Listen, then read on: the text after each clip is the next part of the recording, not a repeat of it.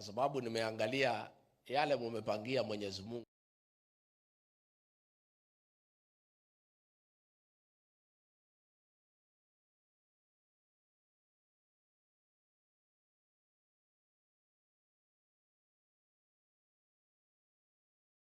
Na ni mzuri tueleze, kwa sababu ile mpango ilikuwa pale ni ya kuua mimi.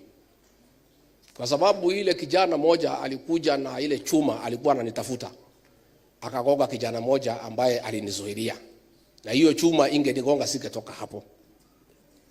Na tumekuja kujua ilikuwa ni mpango ya serikali, watafute vijana wa Kikuyu, wawatume waue Rigathi Gachagua, alafu washike wapeleke kotini, waseme ni Mkikuyu ameua nani. Ni njia tu ya kutupiganisha. Hapo walikuwa wamepanga mikutano yote, nikienda wanatafuta vijana wa Kikuyu wale hawana kazi, wanapewa pesa, wanakuja wanafuruga mkutano, alafu vijana wetu wanapigana na hawa, alafu sasa rais na watu yake wanacheka pale, wanasema hii wa Kikuyu wanafanya nini? Sisi tungetaka tuseme, tafadhali hii jamii iheshimiwe. Sisi tulikupatia kura ukakuwa rais. Hata kama hutaki kutufanyia kazi, hata kama hutaki kutusaidia, wacha kupiganisha watu wetu. Wachana na sisi tukae vile tuko. Na mimi nataka kuomba vijana wetu, tafadhali msitumike kupiga ndugu yako. Msitumike kupiga dada yako. Mimi najua hamuna kazi, ni kweli, lakini msipewe pesa kwenda kutoa fujo. Na hii maneno yote tunaelewa ile naendelea ni ya kupiganisha hii jamii. Wamepiganisha viongozi, sasa walikuwa wanataka kupiganisha vijana. Kwa hivyo tujihadhari, tusitumiwe vibaya. And I would like to ask the Inspector General of Police, Douglas Kanja. He's a man from here, ni mtu hapa nyumbani. Wewe unajua hao watu walitupiga. Picha zao ziko. Most of them have criminal records. Why are you not arresting them and taking them to court? We know, of course, because walipangwa na serikali. Lakini siku moja Bwana Kaja utajibu hiyo swali. One day.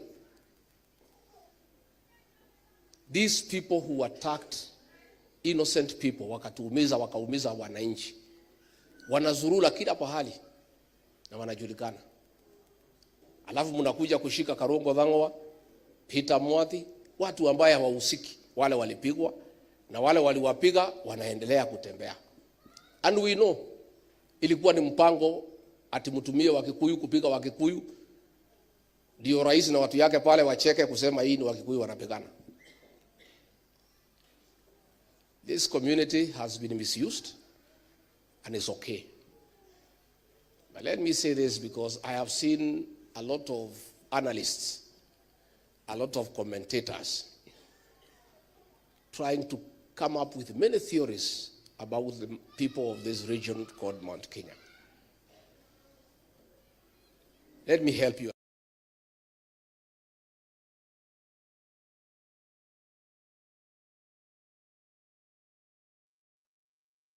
Happy New Year, Happy New Year 2025. This is the first show, of course, as the host. I have never been here since this year started. And where are you tuning from? This is the Africa 24 political discussion, and I welcome you wherever you're tuning in so that you can have this wonderful discussion. And of course, you know, the many stories that we have today is the current abductions that are happening in this country. And of course, you know that 2025, we are going to have a lot of stories. And we're going to discuss all those here in Africa 24. So as we are all here, we are saying that Happy New Year 2025, and we're going to have a wonderful year as we cross over to the 2027 general election. 2027 is just around the corner, and we know that 2027 is one of the politics in this country that is also getting into a heating zone. We are having a lot of leaders now saying that 2027 they are going to get into this power, but still we are going to discuss all those here before 2027, because 2027 we are going to get new leaders. The Gen Z are going to give us a leader, and after the Kasmuel Makore decided to betray the Gen Z, I'm very sure the Gen Z they are going to come back stronger, and they're going to give their own leader come 2027. Also, the President William Ruto has started to campaign for 2027.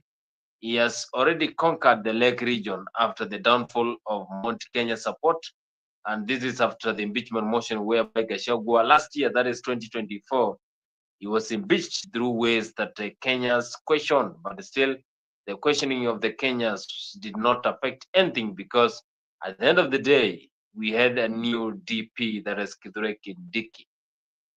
Also, you have seen in the eastern region, Kalonzo Musyoka is one of the key leaders in the eastern region, and still he has been facing a lot of criticism on why do we have this kind of issues happening.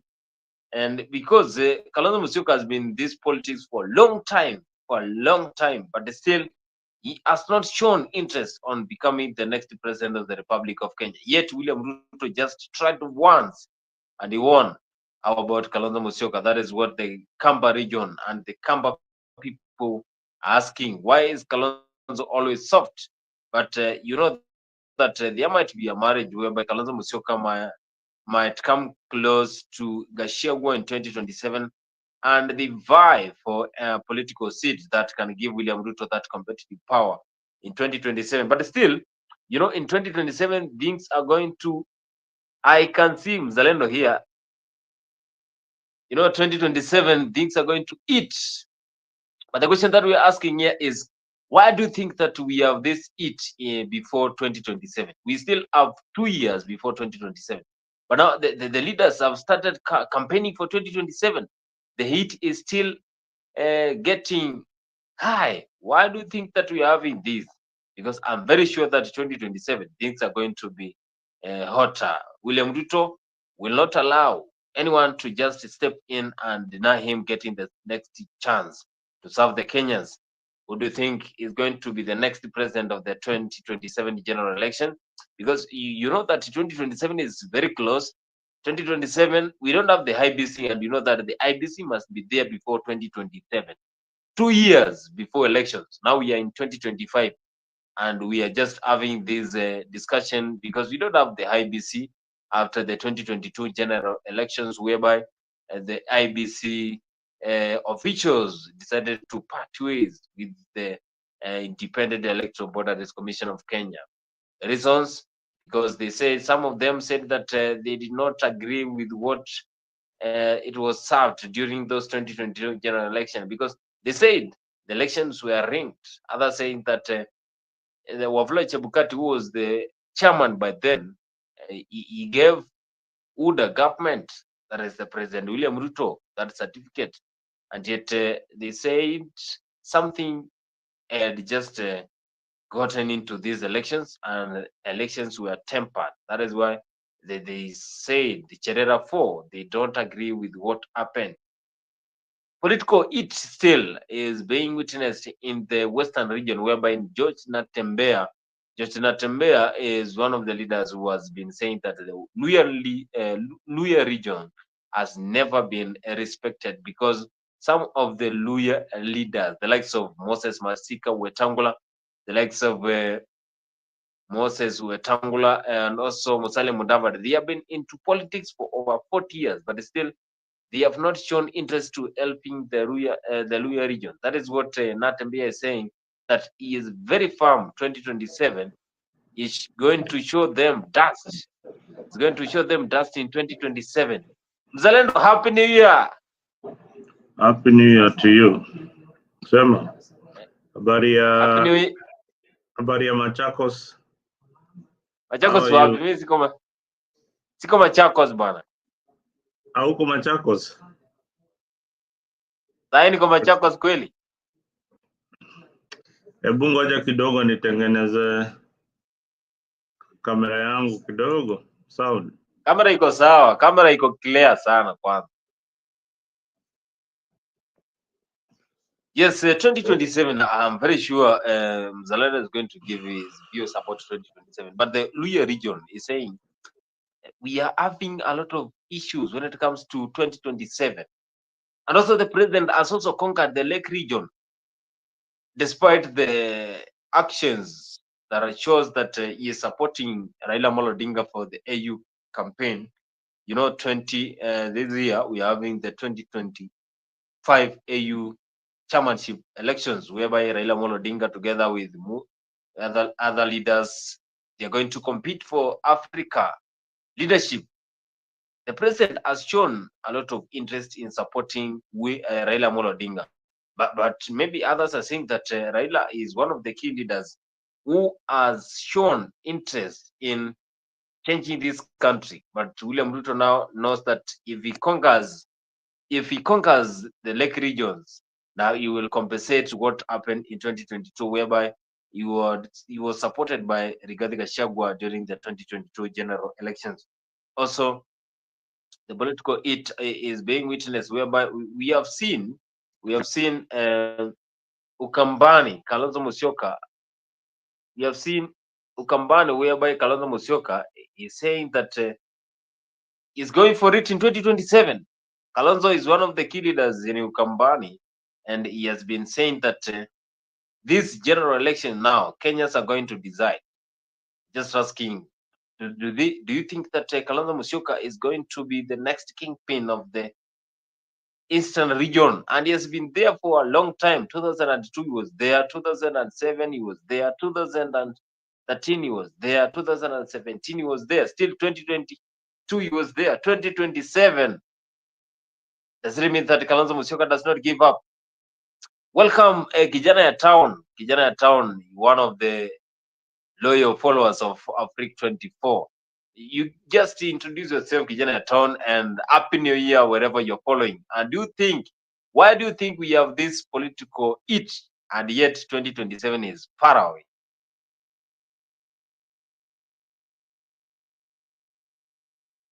Hey, baby, how you, bro? Jonjo.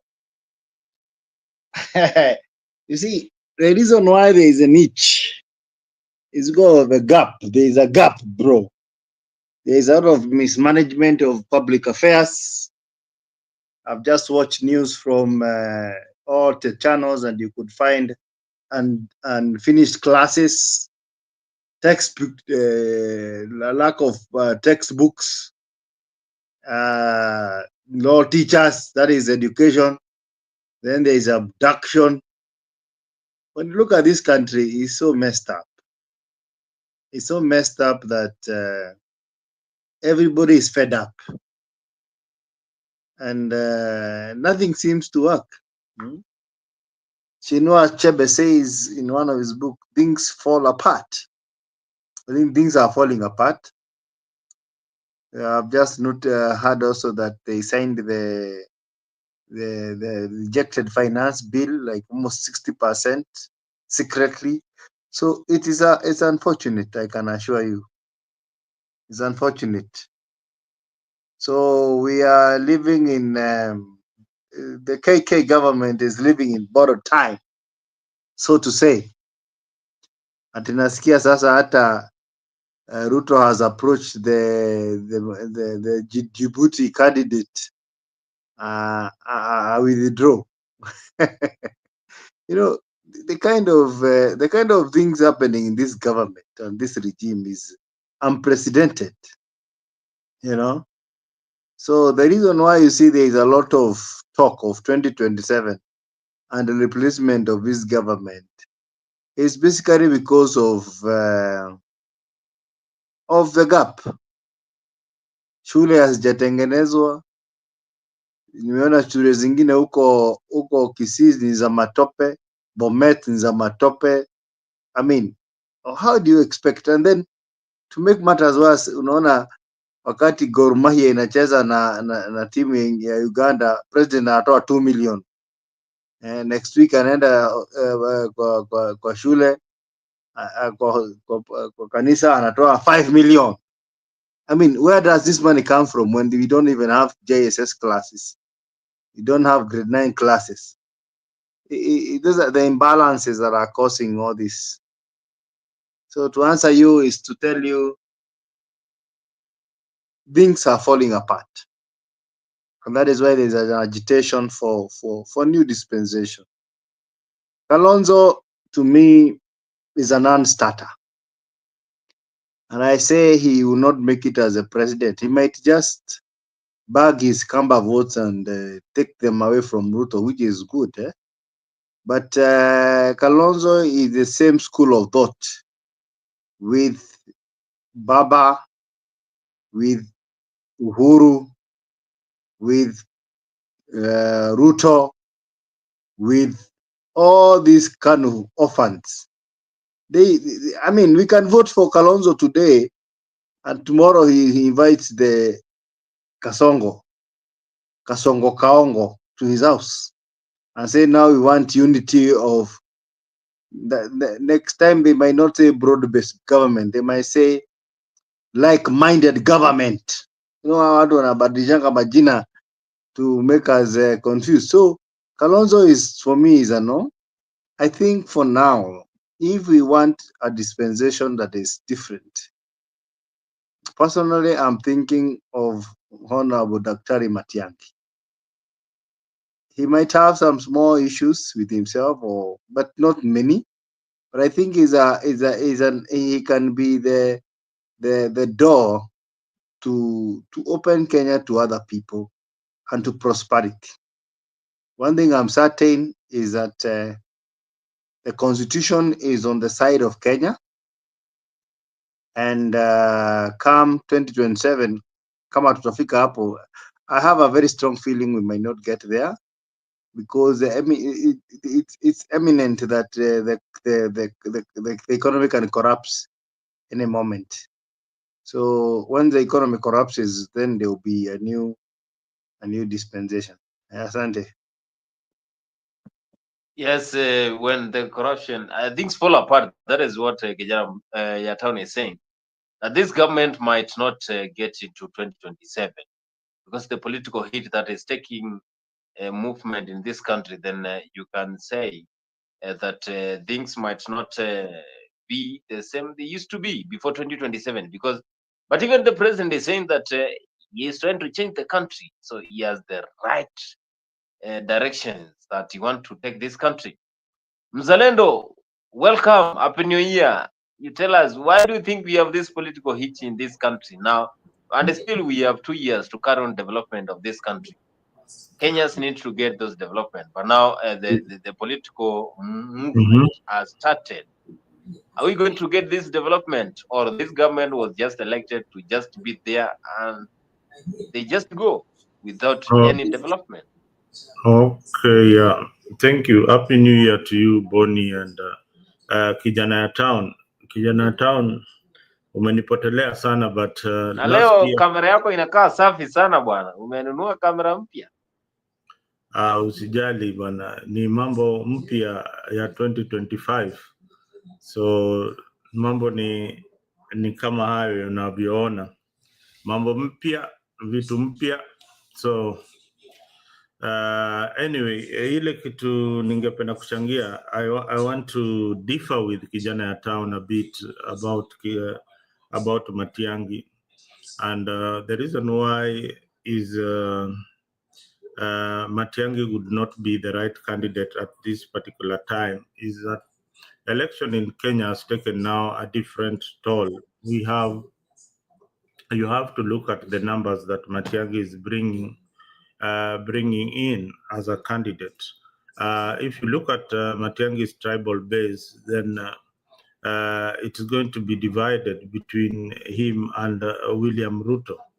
So you look at a candidate that is going to be backed by tribe and by a generation, this Generation Z. So Generation Z, as it is right now, initially, I think they were leaning towards Matiang'i a lot, but they have all again moved towards Okiom Tata. So another lot is also clinging towards Morara. But having said that, we have the Gachagua factor, so and the Luya factor. So you have to look at the tribal demographics and the numbers they bring. So we go back to tribalism in Kenyan politics. The Kikuyus will always follow one of their own, and they will follow this time round. They will follow Gachagua. Where Gachagua will direct them is where they are going to vote. Now, in Western, and that is why it's bringing a lot of heat. And Ntembea is saying the right things in politics at the moment. He's saying the right things. He's saying that he's going to unify the elusive Luya unity.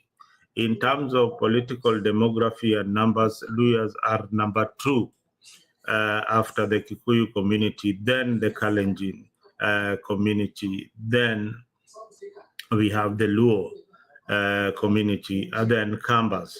So those numbers, they follow each other like that. So politics in Kenya has taken that direction. So when you are looking at 2027, Ruto will be looking at how to divide the Mount Kenya vote, how to divide the Western vote, and how to divide how to get the Mijikenda vote, and how to inherit Raila Odinga's base. So Matiang'i's numbers are not all that good. He is a good candidate. He is somebody who can shape the country into the right direction, but I believe he should join the right team. But a day in politics is a long time. I will not be surprised if one Matiang'i joins Ruto's government. I will not be surprised, Kijana Town. So these things are there.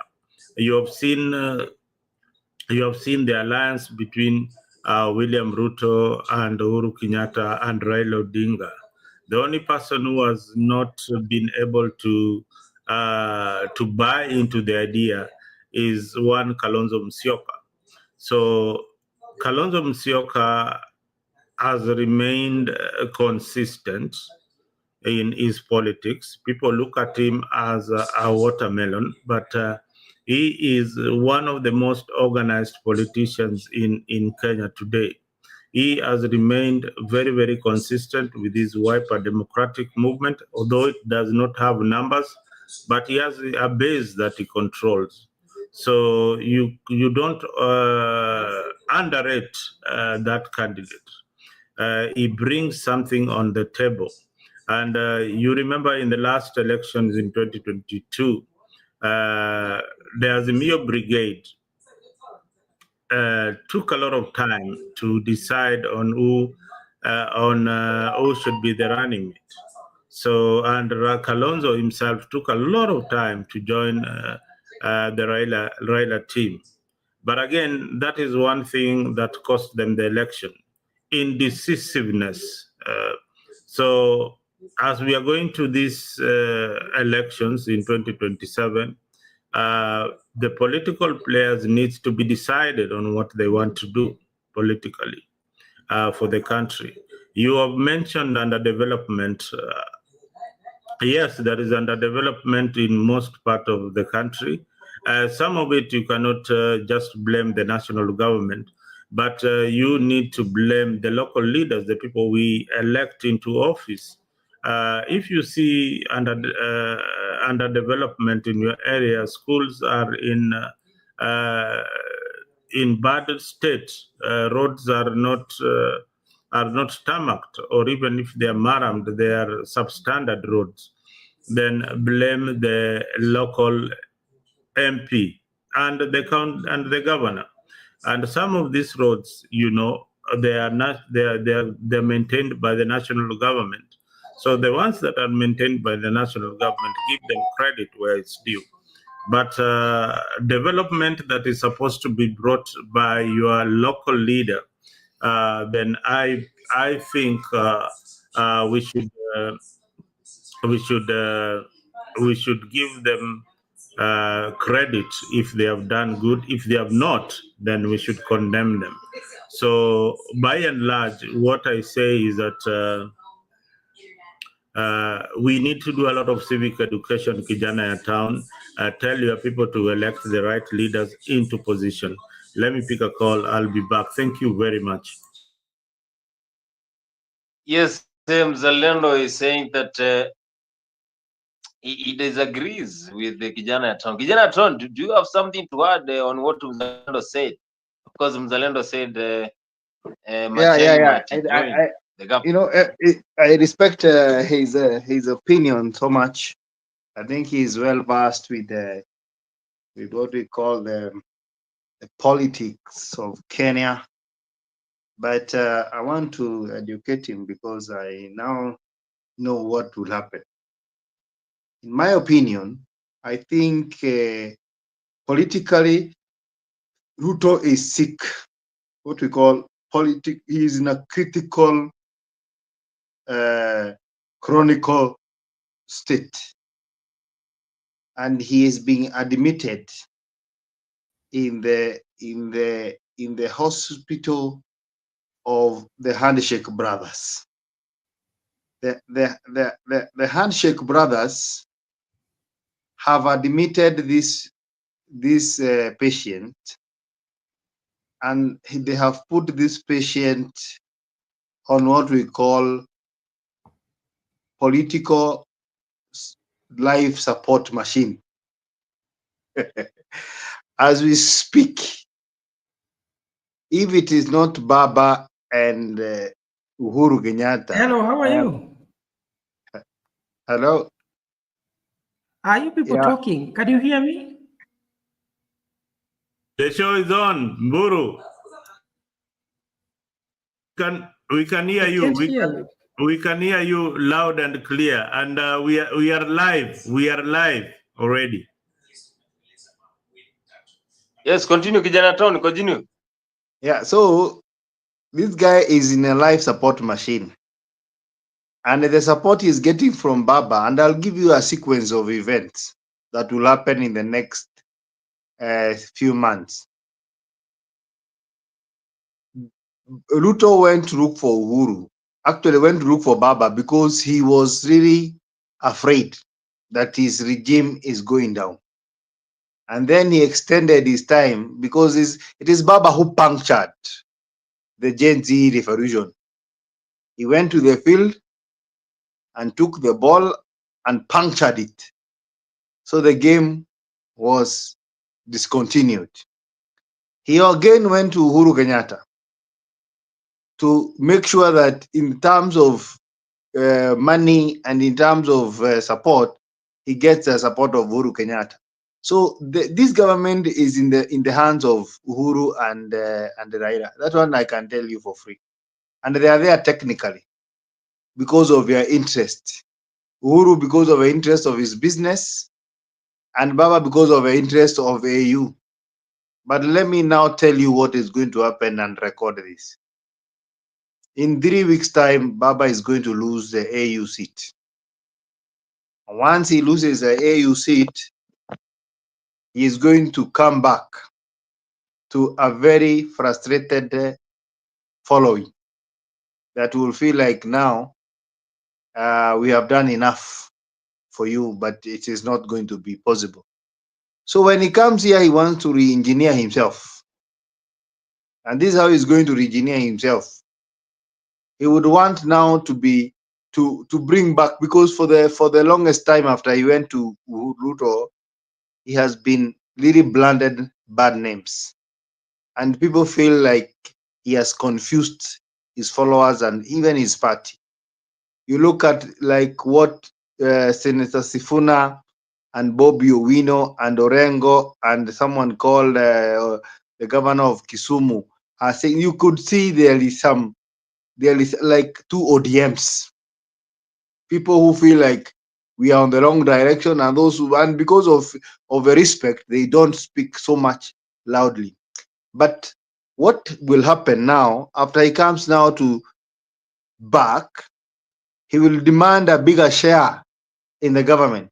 First of all, he is going to say, I help you chase the first wife, and now I am inside the government. I need a 50-50 government. Now he will become so troublesome to this relationship, and this relationship will not really work as Ruto is expecting, because Ruto is determined to make sure that one of his greatest obstacles, that is Raila Odinga, is out of the matrix of 2027. So when he comes back, now, as I told you earlier, this is my analogy, Uhuru and Raila are going to shut the life support machine they have been supporting Ruto with. And I can assure you, the candidate they're going to settle on is going to be the next president of the Republic of Kenya. Kalonzo will not be a big, to me, I am thinking Kalonzo has been overtaken by events because of his age. Remember, he was an MP in 1985, and I don't think he is going to really cause any havoc in the next election. So, personally, I think the project the Raila and Uhuru will have, it is Project Matiang'i. And I have reasons to say this because the things are not working for this government. And because they are not working, even the smallest support he could have gotten, he won't get. So, in my own opinion, the next president of Kenya, it is people to join him. It is gonna be Daktari with Matiang'i, Fred. Now the reason is because he has been prepared. You can see he didn't take up his any cabinet seat because the But moment you Matiang'i has join never him, declared that he wants to vie for president in 2027. These are just speculations from Kenya. you don't have to declare. In Kenya, let me tell you, the dynamics of politics, you don't even withhold, even don't. The changes, actually, let me tell you, those even who win the presidency, declare it the last days. And that is why you should keep quiet. Because the moment you talk now, that is when everything and machinery of a government is targeted towards you. So for me, I think things are gonna play well. And that's my opinion. People might have their opinion, but I'm so convinced beyond a reasonable doubt that the next president, the sixth president, who will even happen, might even happen before 2027, will be Matiang'i as an interim president and then the president. Because the moment the life support machine is shut, just imagine if Raila continued with the Gen Z and supported their revolution, where could we be today? Just imagine if Uhuru did the same. But they looked at the bigger picture and realized, Allah, hapa tukifanya any long turn, we might be a Haiti in a minute. Let us technically support this guy. In the event that he thinks he's wiser than us, then we dismantle him. However, that is what is going to happen, brothers. And I've seen it, I've studied it, na nimeona kwamba this is a marriage of convenience. They still don't like this guy, and they have done, and I can assure you, he is not going to do anything that will make him popular with the populist. There are three groups of people that he has lost as we speak. One of them is about 5 million employed people, salaried people, who have been taxed right, left, and center, and there is no explanation, and they are feeling the pinch. Come this month, the salaried people will be again deducted 6% of the NSSF, and they have not been explained where the money of housing levy is, how they'll get the house. So they are bitter. There is Sha, She, Show, Shit, and Taifa Care. That is actually another problem. There is also the issue of over-taxation, which has really made that group hate this regime. There's a group of Gen Z. Gen Z, if you look at the consistency they have in their groups in Twitter and TikTok and Instagram, these people are focused so much in mobilizing each other to pick up votes, and those who have votes to make sure that they are ready. Because these people are bitter because they have been abducted, they have been killed, and they are unemployed. So this lot also is not going to be in Kenya Kwanza. And then there is the Mount Kenya, which now feel disgruntled. They voted for this regime, believing they are voting for an angel, a born-again Christian, only to turn that this president has been given the Ballon d'Or of corruption in the world. He is the second most corrupt president in the world. That is the barren door of corruption. Ni kama ile unaonanga Messi anapewa huko nini wakati wanapewa ile the best player of the world. So number one is Assad. Yeye ndiye amepata taji. Na number pili, the second runners up ni William Kipchirchir Kasongo Kaongo Ruto. So when you have such an award of a year, people know you're going to take them nowhere. So as we speak, I can tell you he is ailing and he is in power because of Baba and because of Uhuru. But once Baba loses AUC, we're going to default settings that are going to make this country go back to where it was. Asante. Yes, he is saying that we are going back to the state of the nation. Mahali tulikuwa kitambo. That is Kijana Town saying that Kasongo ni Kaongo. Joined by Jeff Buru here. Jeff Buru, Happy New Year 2025. Buru, it's like oh yeah, it's back. Happy New Year, Kimanzi. Mzalendo umesikia Kijana Town anasema No, ana uhakika kwamba hii serikali itafika 2027 na pia anasema Matiang'i unajua na Matiang'i pia hajasema kwamba anataka kuwa rais wa Kenya, lakini Kijana Town anampatia kura 99%. Matiang'i said he can be the president. I mean, he is preparing to run in 2027. But Matiang'i, he doesn't have numbers. Kisi cannot give him numbers to become the president of the Republic of Kenya. Even Gachagua did not have numbers and he ran for president. Yeah.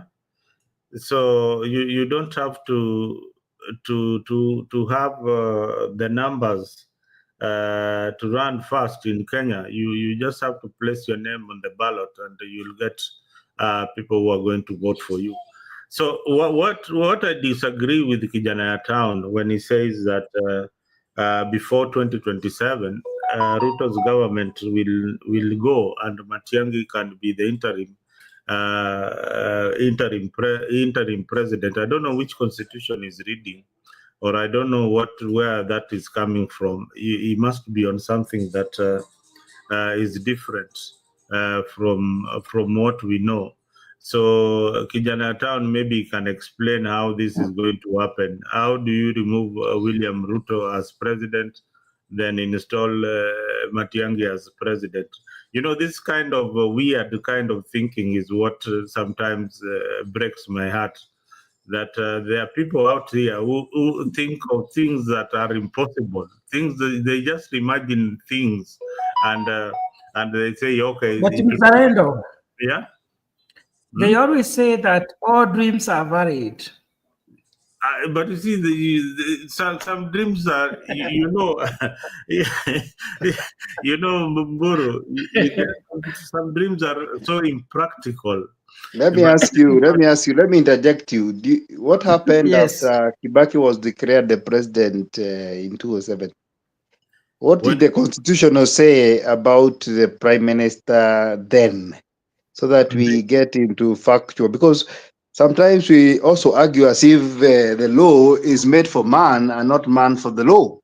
And I can assure you, I can give you numerous, before you continue, numerous countries today that had constitution, but they have a president that they never expected. One is Traore. And don't tell me this West Africa, it happens a lot. But I can assure you, in times of crisis, the constitution makes no sense, bro. If the Gen Zs continued and Ruto disappeared, like what happened in Bangladesh and Sri Lanka, what happens in such a country? The military can take over, and if it takes over, they can decide to have an interim government. It is something that has happened in other countries. So it is not far-fetched, and I don't want you to have. I know you. I know you want to.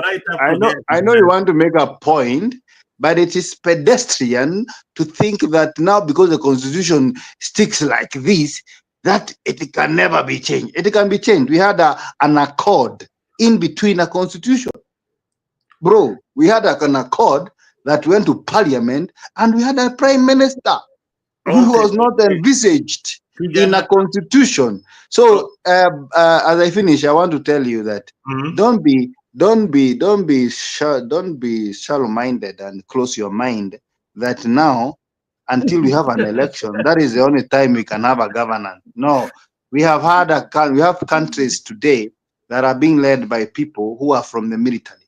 We have countries today that people have toppled, and they have. And I'm not saying we are going to topple, but in a crisis like in Haiti today, they have a constitution in Haiti, by the way.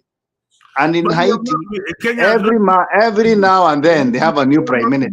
We are giving, we have not reached that point. All those that I'm saying.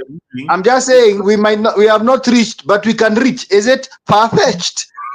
So let us think beyond our nose and try to put something inside between our ears and see the possibility. We are not saying it's going to happen, but the constitution is not cast in stone. That now, because it is written, it is 5 years. It is not cast. Okay, Kenyatta, I want to agree with you in only one thing that you said, that not even one. You said numerous things that are very important, but the way you had brought them earlier on, at this particular time, 2025, the scenario, we don't have a scenario where we are like Haiti or we have a military taking over. We have not reached that point yet. But last year, when the Gen Zs had the protest, and had they gone on with the protest, then this conversation is what we could be having at the moment, an interim government coming in and all that. When you bring in situations like Kibaki's situation, we had the post-election violence. The international community had to come in. There has to be a situation of anarchy, a situation of insecurity among the people and the people of Kenya, and to our neighbors, and to our international partners. So that kind of insecurity is what brings in other countries to come and solve your problem. And in the case of a coup, like in West Africa, then the military steps in and they suspend the constitution. So right now, the constitution of Kenya is still intact. It is not suspended by anything. The demonstrations that are happening will not lead to the suspension of the constitution of Kenya unless we walk back and go to what happened in the burning down of parliament, and it persisted to date, then we would be talking about something different. But let me just say that all is possible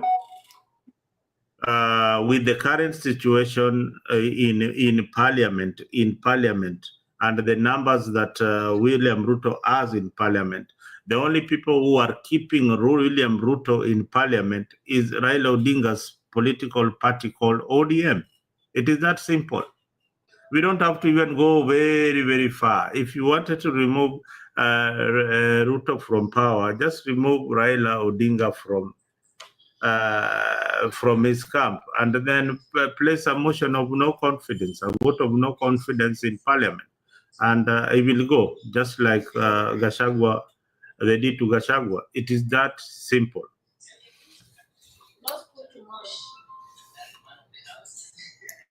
Mzalendo, I disagree with you. Why are you saying that Raila is the strongest pillar to William Ruto, and yet you know that Ruto won 2022 without Raila? What shows that Raila is the only person who is backing William Ruto when it comes to this politics? Can you repeat your question, Bonnie? Why you think that if we take Raila from the government, then Ruto will be, and yet Ruto won the 2022 general elections without Raila? No, you have to understand. You have to understand the political game. You have to understand that how the numbers work and why Ruto needs numbers in parliament to pass anything. To pass a vote of no confidence on the presidency, you need 2/3 of the majority in parliament. So without that majority, the president cannot pass any bill in parliament, even if it meant passing the finance bill. He will not be able to rule. He will not have any money. So he needs a political party like ODM. In the absence of Gachagua, Gachagua has moved away with his MPs, and they will not support anything that is brought by Ruto's government. So the only people who have come in to fill the gap is ODM party, and they are filling in the gap of those who had left William Ruto's government, mainly from Gachagua supporters from Central. Wiper movement are not in bed with the government, so their numbers will definitely vote alongside the minority leadership in parliament. So that is how it works.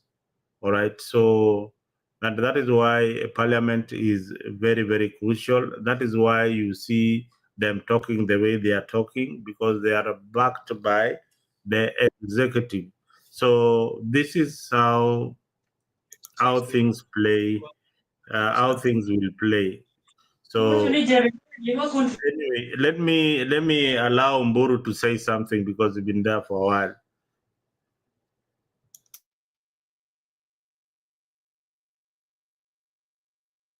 Mburu. Yes, Buru. Yes. Do you think that Matiang'i is going to win 2027 general elections? Because I have seen Kimanzi. him. And also, Happy New Year, Buru. Merry Christmas. Happy New Year. Why are you ignoring me? You are just focusing on Muzalendo as if I'm not here. What's wrong with the New Year? I thought you had missed me. Now, about Matiang'i, I can say that he has what it takes to be a president, and he can make a very good president because one of his education. Number two, we also know he is a performer, basing on the dockets he has held before.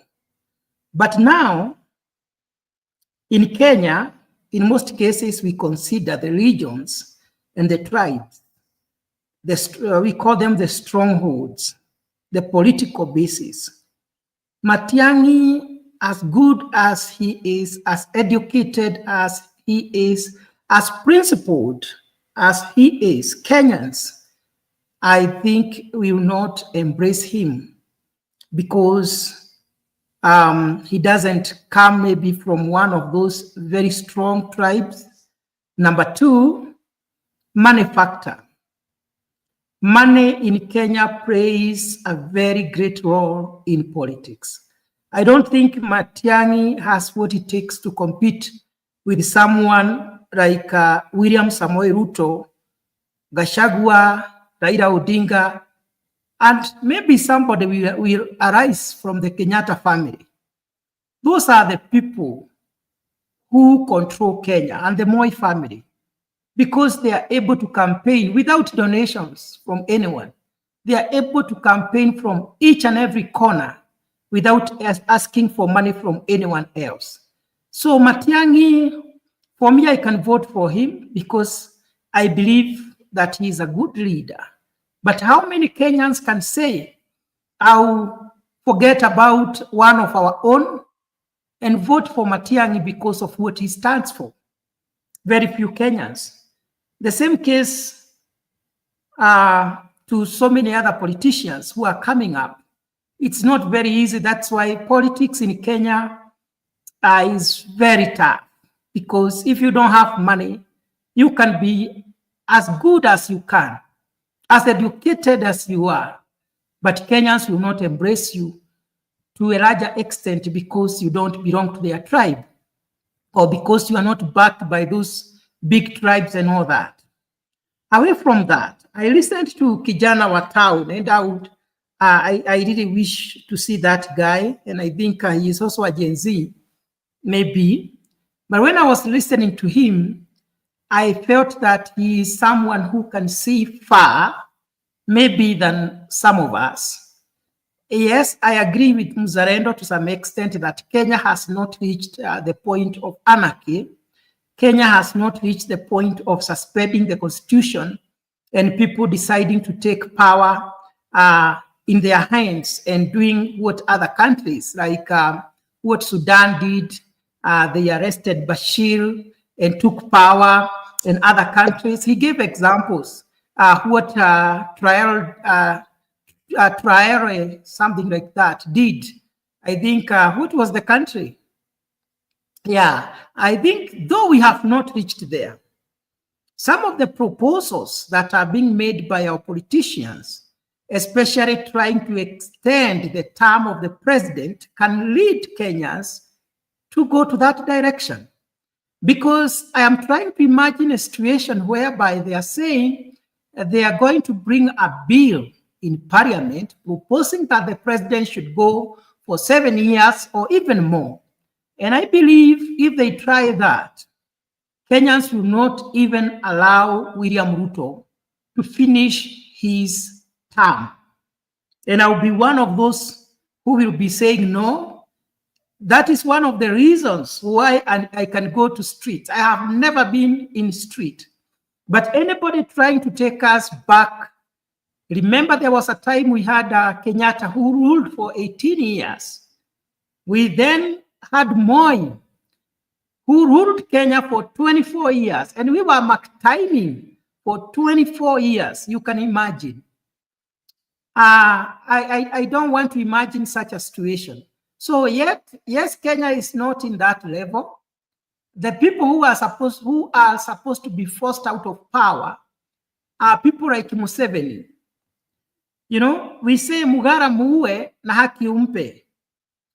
William Ruto is not very good, but also he is not very bad as compared to someone like Museveni.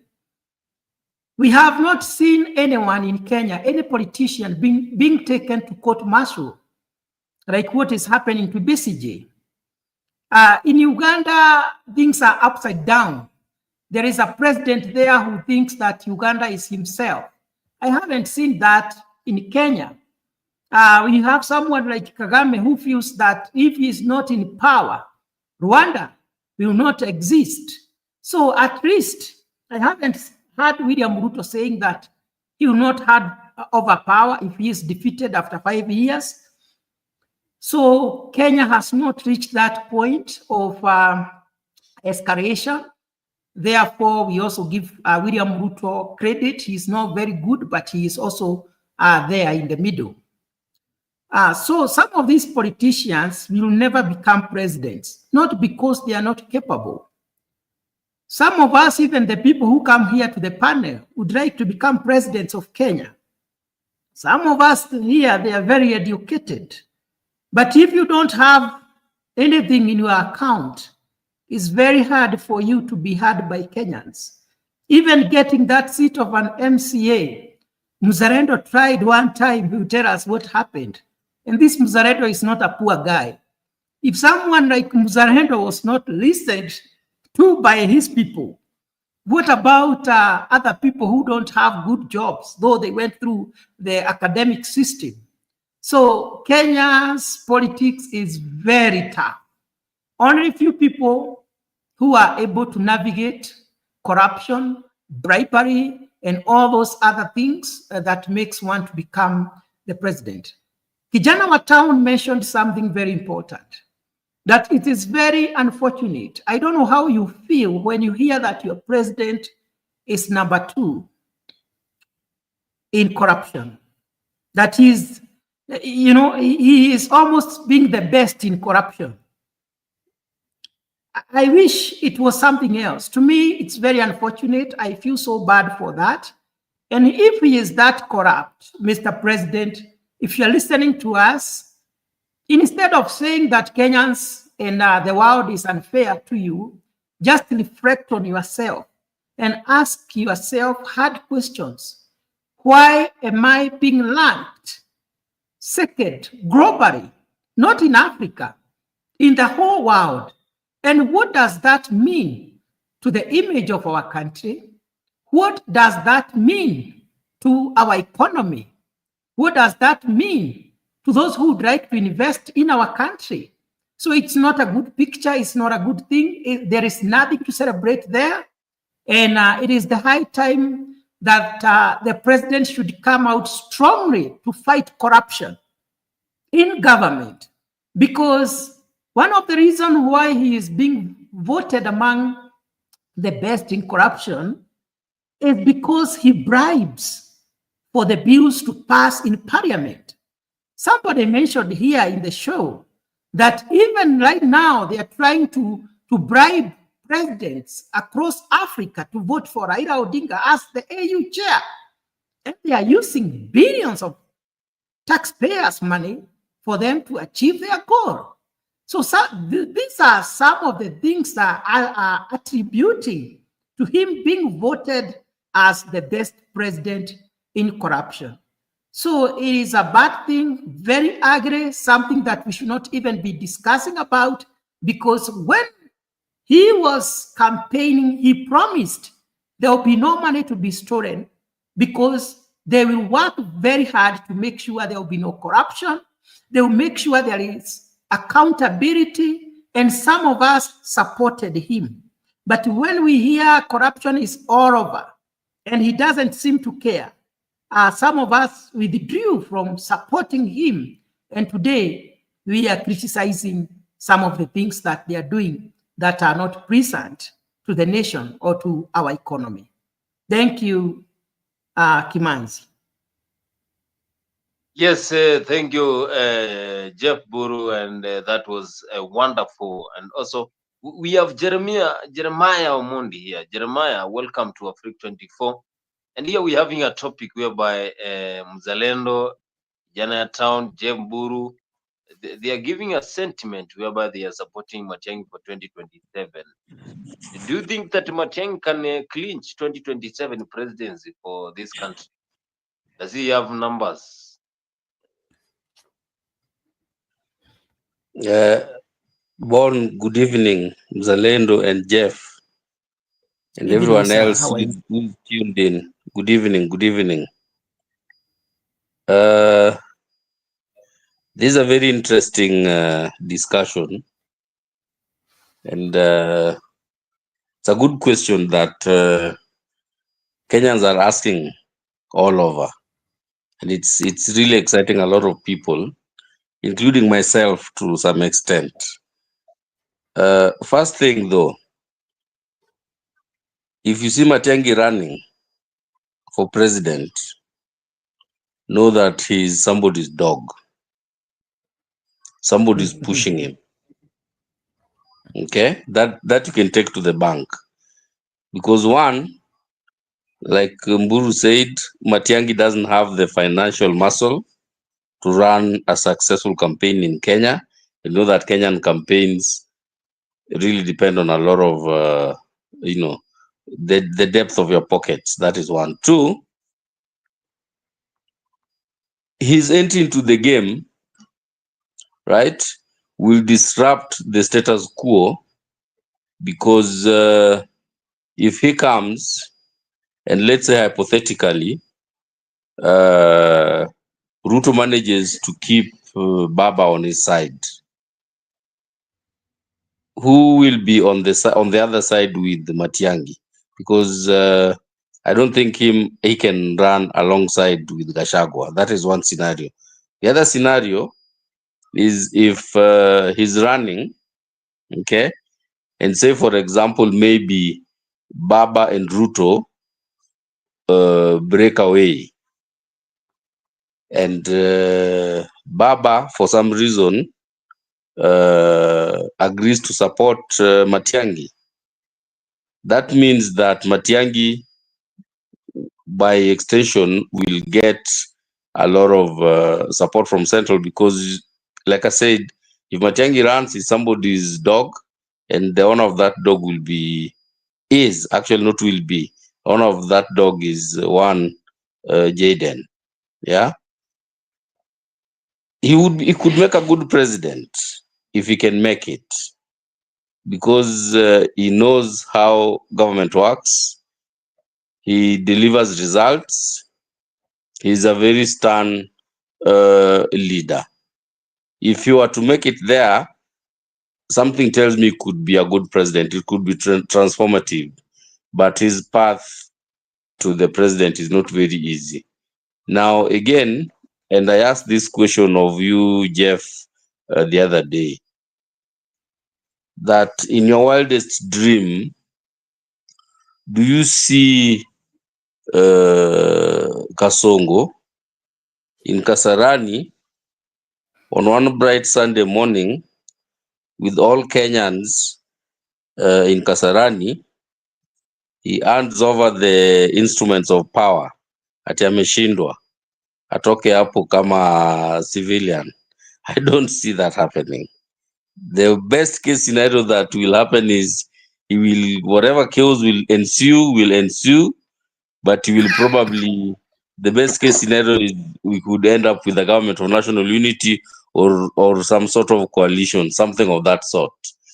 So Matiang'i being a president would be a very good thing, but I think that it's a little challenging. The path for him to get there is not very easy, and that is not to say that he cannot run.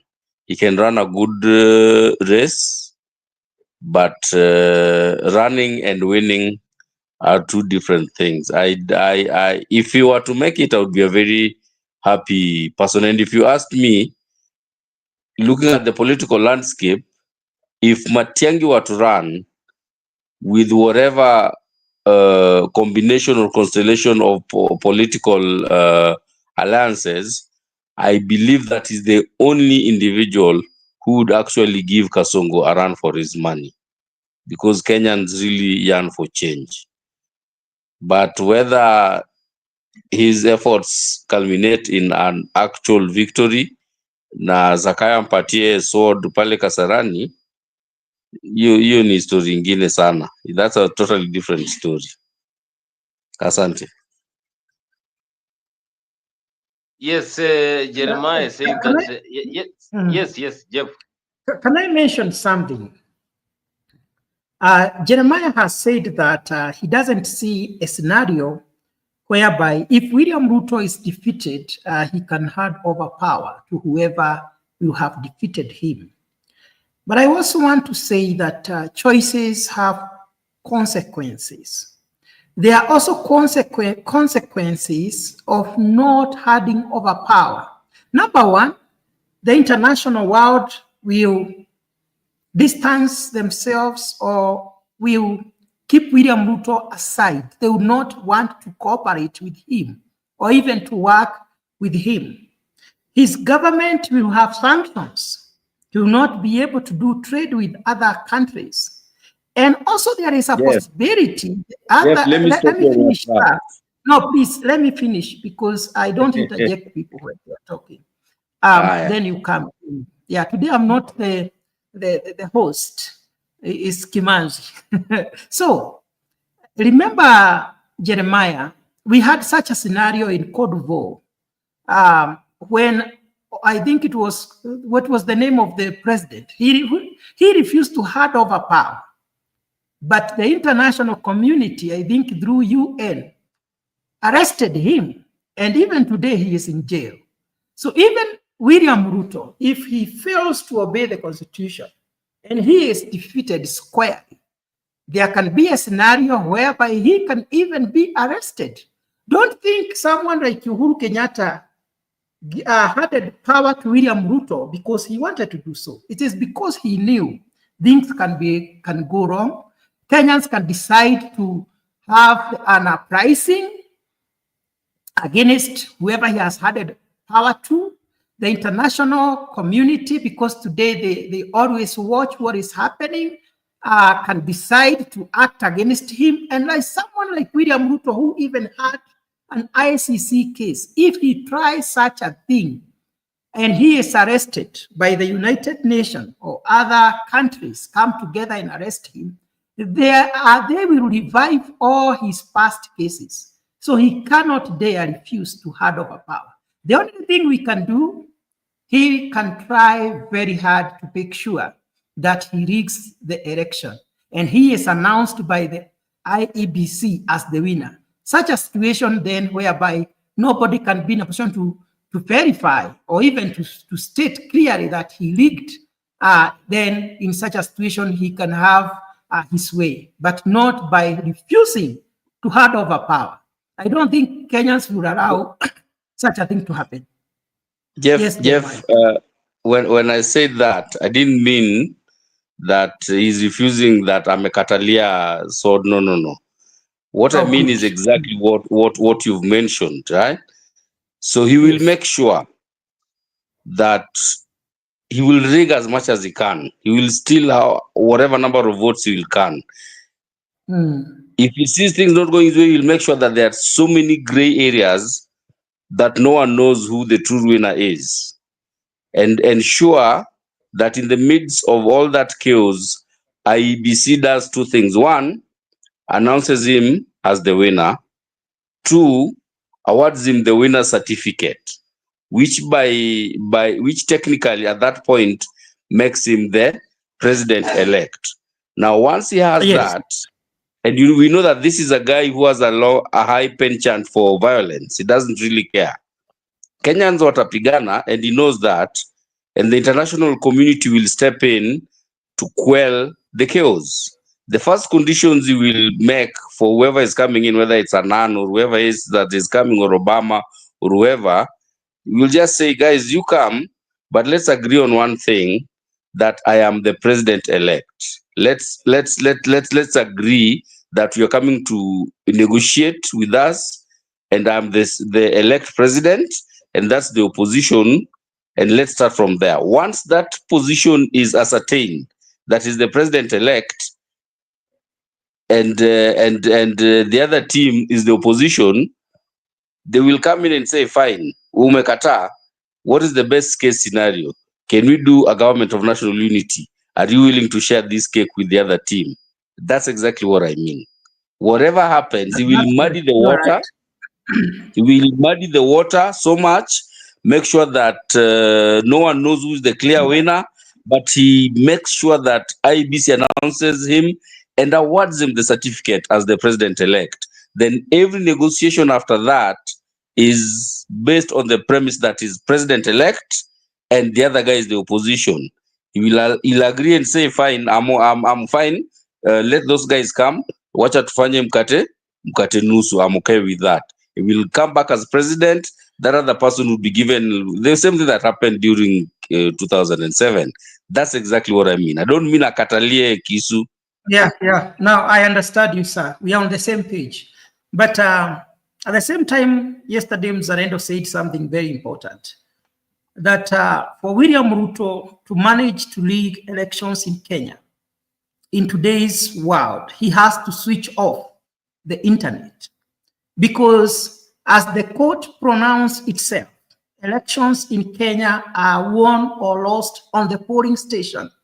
With these phones, we'll be able to follow whatever is happening on the ground and even to tally the votes, to count the votes by ourselves. And with the Gen Zs coming in on the stage, in the political stage, it will be very hard for anybody to think that he can rig elections. Remember, and this is what I said, Uhuru Kenyatta had everything. He had influence. He was very popular, even outside the country. He thought he can do anything. He can manipulate elections. And they said, even Atwoli said at one point that he doesn't know who will become the president, but he knew who could not become the president because they were assured. And even the brother to Raila Odinga said that they have been having everything. The only thing they were not having was the system. But let me tell you, because of the mobilization and the support William Ruto was getting, it was very hard for them, for the government to lead to the favor of the one they wanted. The same case will happen because we say history repeats itself. William Ruto will try with the government, with the deep state, with the state agencies, but he will not succeed because the Gen Zs will be there and will stop him. The other people will be there. The international community will be there. The media, ourselves, will be there and will be dispersing people everywhere to monitor what is happening on the ground. Yeah, let me stop there. Yes, that is Jeff Mburu, and of course, he is saying that things might change. Jimmy, welcome to Africa 24. Give us your views on what do you think about a 2027 general election. The panelists here, some of them are saying that they support 100% Matiang'i. Do you support Matiang'i, and do you think that he has the number of votes that are going to give him that power in 2027 to clinch the presidency? Jambo sana. Thank you so much for Bonnie for the invite, Zalendo and Jeff.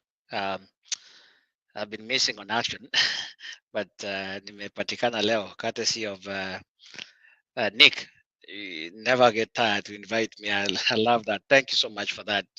Sasa hii mjadala wa leo hapo mmenipata kona. Anybody that is associated with Ruto is a loser in 2027 election. Matiang'i seems to be aligning with Uhuru. Uhuru seems to be aligning with Ruto right now, and that has really played against Matiang'i. Matiang'i was the candidate that the GNC wanted. If you remember back in June, they were singing Matiang'i. Matiang'i let the GNCs down, never showed up until a few weeks ago. So that has played a very negative image on Fred Matiang'i. But that doesn't mean that he won't, be a factor in 2027. As you know, elections are very dynamic. We could be singing about, Ruto in 2022 and 2024. We are against Ruto. Some people even actually, a person like me believes if President Moi was alive or Kibaki was alive, actually would beat any of these presidential candidates we are speaking about now.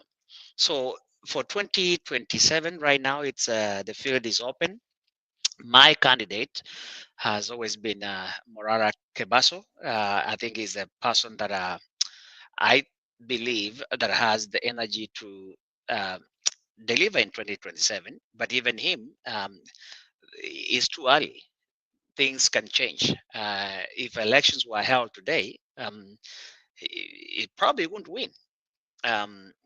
As we speak. So politics is dynamic. It's something that we have to approach with an open mind. But speaking of 2027, it is far-fetched right now. Actually, the elections, if you guys have realized, are actually starting now. And if you asked me a few months ago, a few weeks ago, we never thought Gachagua was something.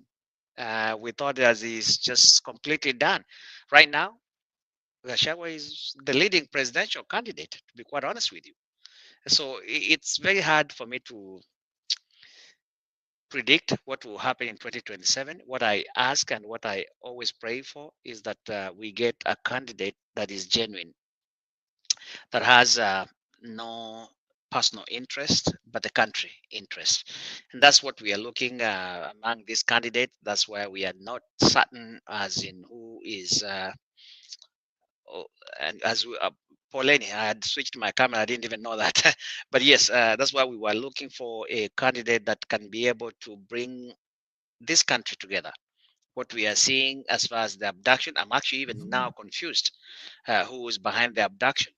When you listen to the other story, you feel like, really, to be quite honest with you, it may be fake. But also, when you look on the other side, yes, it is also true that this government has been doing that even before. This narrative that Ichungwa and the government is trying to portray, that is Gachagua or Netabaya that are abducting. So it's a little bit confusing, it's a little bit dark. But what I will ask each and every one of us is to agitate for a free and fair election, first of all, but also a, an election that will have a choice, not having the normal choices that we have been seeing. This country that we love, Kenya, will actually, I think, will need somebody who's not even political. We need somebody new, a somebody fresh to, we need to start over.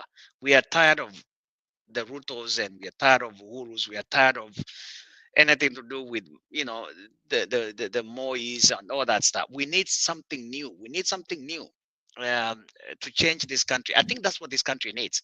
That's why when I see people like Kio Matata coming in, I see people like Murara Kebaso coming in, and many other new candidates. If you guys can remember, Peter Kenneth, when he was running to Nazamek, that guy ignited. We had high hopes in that guy. But where is he? He's gone. Now we actually start calling him dynasty, because even if he came now, he's not anywhere. So my submission is that 2027, Matiang'i may be the right candidate, but I think he's not really doing himself service by coming out, but also he's actually killing himself by associating himself with the current government. That's my fear. I thank you for that. Can I ask a question, Kimanzi, to Jimmy? Yes. Jimmy, you have said that the Gen Zs were singing Matiang'i as their candidate, as their preferred candidate. And I think by then Matiang'i was not psychologically prepared. It's kind of, they ambushed him because he was not aware that there was going to be a movement called the Gen Zs. He just had the young people singing his name out there. And right now, it seems that he is prepared to enter into the field as a candidate for presidency. Why can't the Gen Zs, maybe is something we can propose, pick Matiang'i as their candidate, because he was not prepared then, but he is prepared now, and he is willing to do what they wanted. He is the same Matiang'i, he has not changed. The other thing, because maybe you have said Morara Kibaso is your candidate for president, and when I look at his age, he is almost a Gen Z. And I haven't seen the Gen Zs supporting him. Do you see a scenario where the Gen Zs will say, this is one of us, he is well articulate, he is a good orator, he has brain, he is a critical thinker, he has been able to identify the faults in the government and all that, and support Morara Kibaso? Why can't they do that? Maybe you can say something like that. Yes, Bonnie. I appreciate that question, Jeff. I'll start with Matiang'i. You remember, if you followed keenly, at the campaign of Hillary Clinton. Hillary Clinton brought a narrative that, are you able to pick up the 3 o'clock a.m. phone call? That phone call at 3 a.m., it's not a usual phone call. The GNC in June, they called Matiang'i at 3 a.m. Matiang'i did not pick up their call. The Matiang'i we are talking about, even now as we speak, he is in Kenya, but there's no vibe. There's no vibe for him. The guy is a very good administrator. I believe. And I think he will be a very good president like Kibaki. But I think Kenya does not want that now. The time Matiang'i had the chance to pick the 3 a.m. call, he didn't pick it up. And he hasn't even realized that he didn't pick that call. That is his shortcoming. Now, I have said that my candidate now is Morara Kebaso. That does not mean in 2026 he will be my candidate, but he has proven to be my candidate up to as we speak. Now, you allege that the GNC do not support Morara Kebaso. Now, I'll tell you this. Morara is popular because of the GNC. Morara is also popular because of the Vampire Diary. Morara made people like you and I realize how the government has actually been stealing from us. This stealing did not start with Ruto. This is something which was happening even before Ruto. But it's kind of like the system. You get into parliament, then you know how these members of parliament steal, then you become a part of them. That's why we've never changed in Kenya. Now, I call for new and fresh faces to take over leadership. People who actually don't even have experience politically, but as long as they have the interests of Kenyans first, those are the people that we should be supporting. Now, if that person is Matiang'i, then we'll support Matiang'i. If that person is Morara Kebaso, we'll support that person. That's why I said 2027, I think is a little bit far from right now to be clear who will be actually the leading presidential contender, because we change. We are monitoring these people. Like for myself, I'm looking at Matiang'i. Matiang'i was my candidate, to be quite honest with you. Matiang'i is not very popular. I come from Kisii, but Matiang'i is not very popular in Kisii. Why? Because he was not doing Kisii's favors, something which we are against. We are against tribalism. We are against somebody who uses tribe to actually ascend into power. Matiang'i didn't do that, and that's why I supported Matiang'i. The problem that we are having with people like Matiang'i is that they cannot sell themselves. That is the problem he has. Whether he will be a good president, yes, I truly believe so. Nobody is perfect, but he has the qualities to be a very good leader. But at this moment, he is not taking advantage of the situation that is actually prevailing upon him. That is what is lacking in leadership, because leadership is taken, it's not given. Jimmy, what is the minimum age for one to become the president of Kenya? Right now, the law is very clear. They took that 35 years old, they took it out. Is anybody over 18 years to be yeah, that's the question we have been asking ourselves here. Yes, thank you for that. Yeah, that one was actually scrapped. And I'll tell you this is also very funny. Now, they have actually even scrapped as far as having a degree. Can you imagine that we can have a president that does not a Form 4 dropout? Can you imagine? That is the fact. That you don't even need to have. As long as he has money and can bribe people and exactly can speak. Where are we headed to? I mean, why would you want to have a president that has not gone to school? For heaven's sake, that is where we are headed to. That is where we are headed to. I am glad that they have actually done something 2 days ago, a day ago, scrapped, loosened the rules or the articles that can actually impeach members of parliament, these elected members. They have actually loosened that. That's a good step. But having a requirement that has not required you, Nick, to have a degree to run as a president, that's somebody when he comes to UK, how is he going to communicate or handle himself with, the Prime Minister of the UK? How will he handle himself? Yeah, we risk having Sudi as our next president. Can you imagine? Jimmy, Yes. sorry for interjecting, but I need No, you're to fine. say something. Please go ahead. And on what you're saying about education, I differ with you personally. Tomboya never had a degree, and you know what he did for this country. Yeah, and I'll just leave it at that.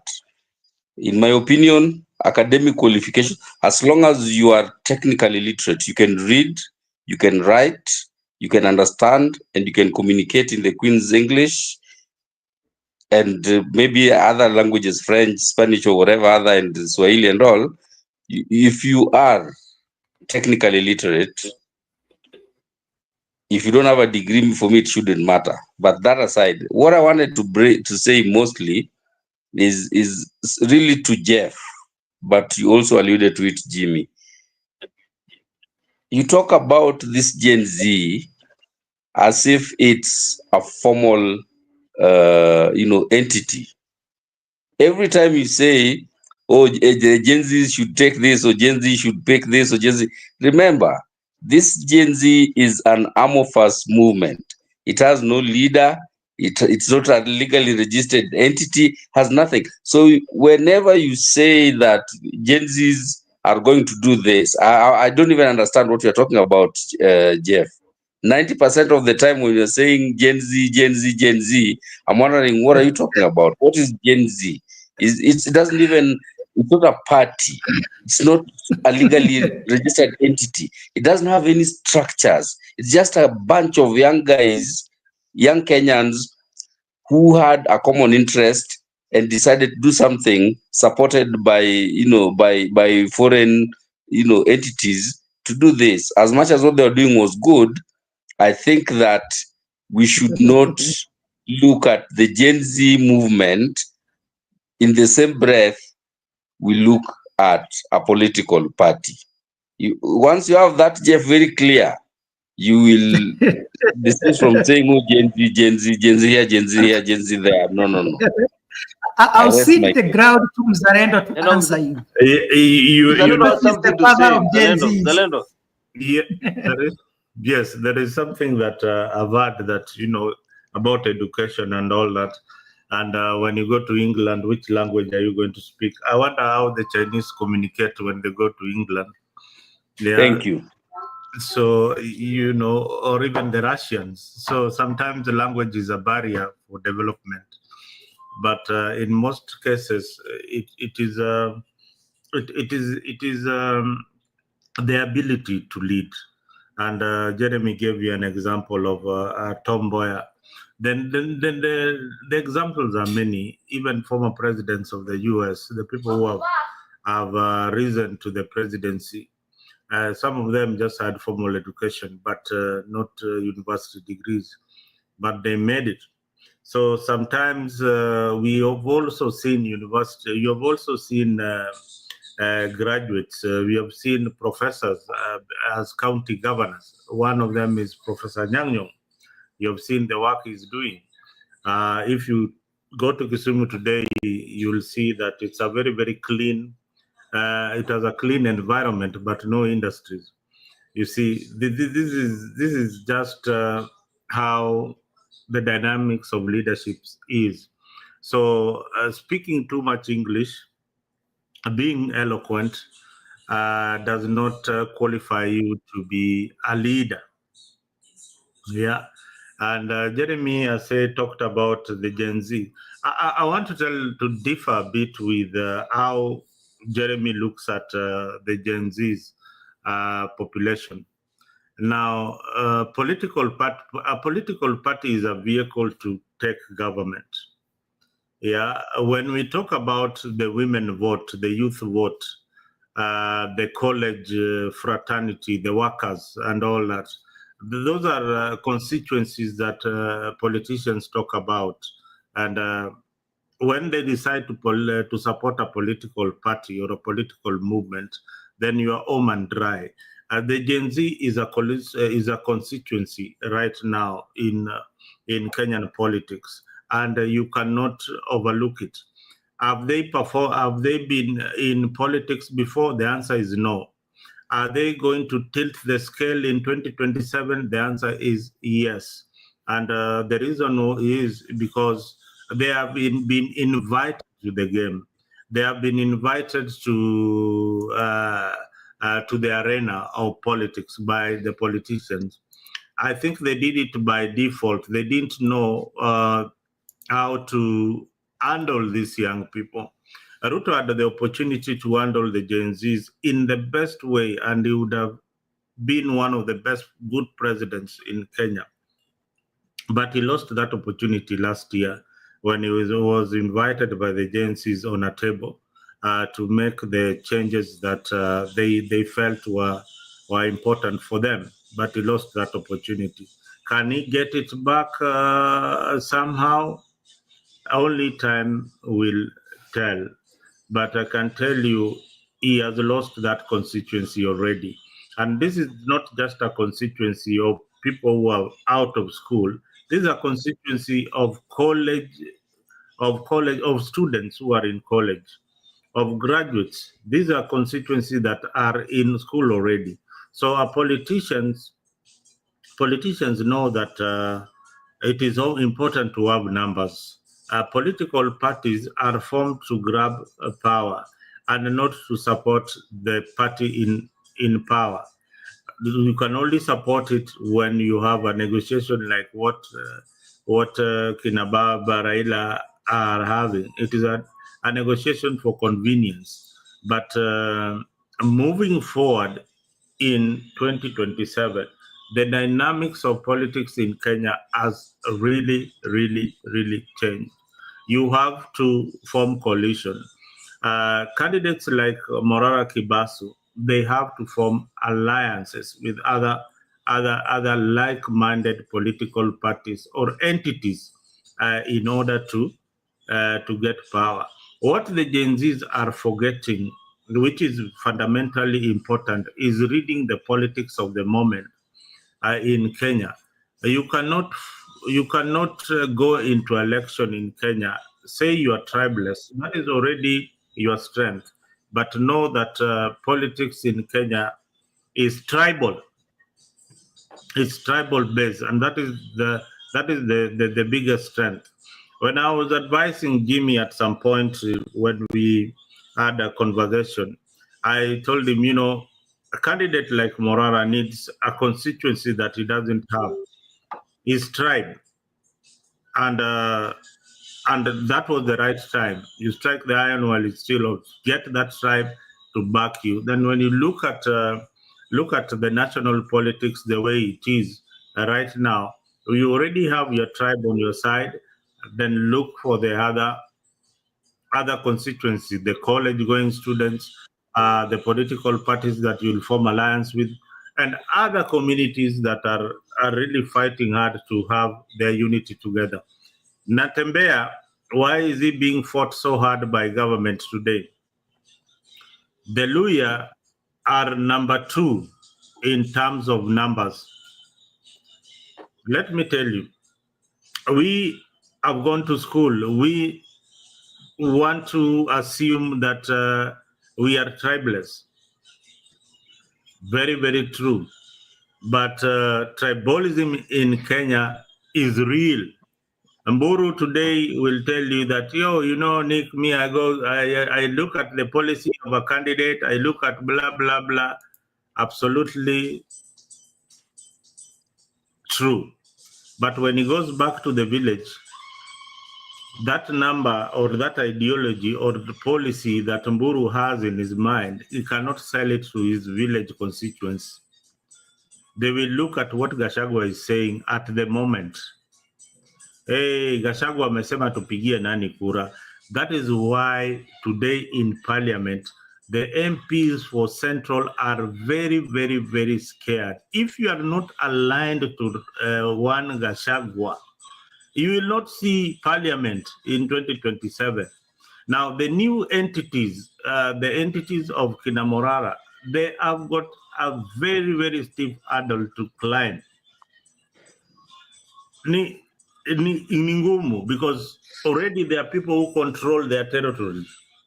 There are people who have marked, this is like an animal kingdom. A rhino marks its territory. If you step into a rhino's territory, you are gone. I'm telling you. Whether you are a lion or an elephant, it will pounce on you because they know you are the enemy.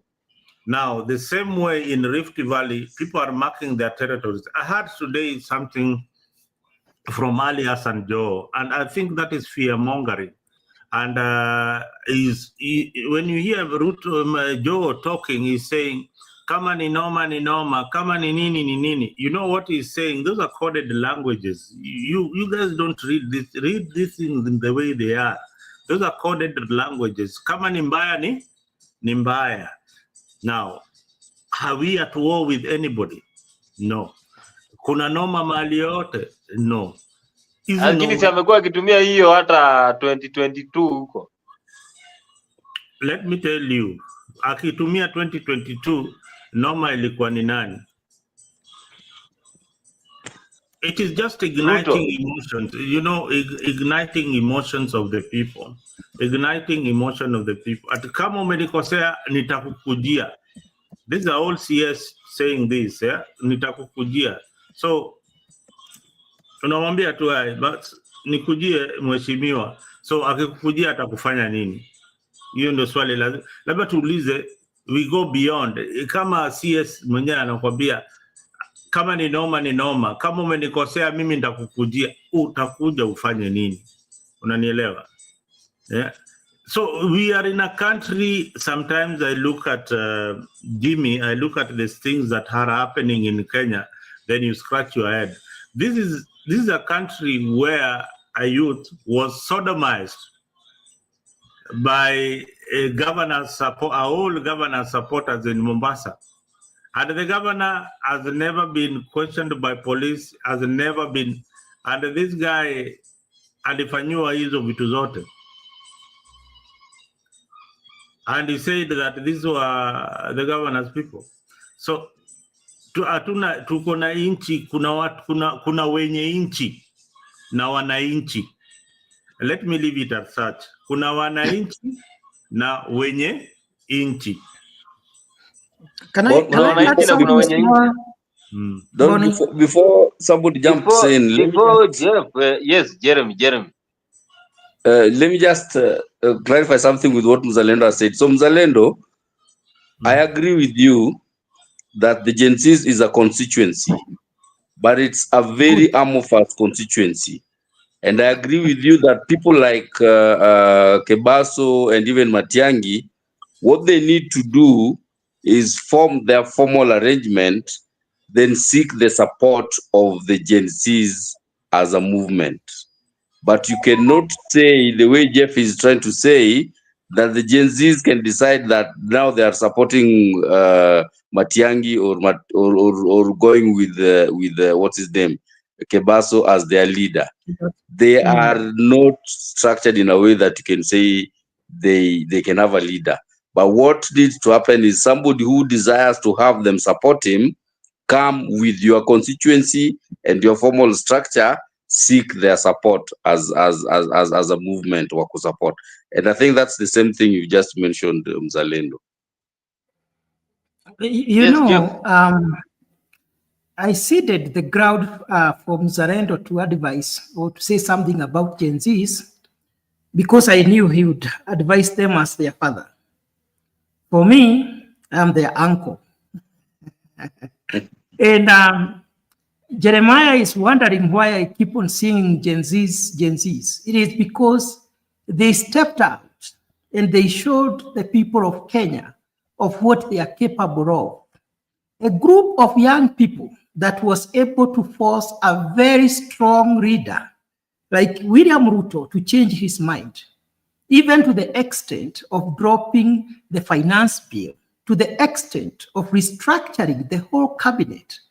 That is not a group that any serious politician would afford or dare to ignore. The other thing, let me just say this.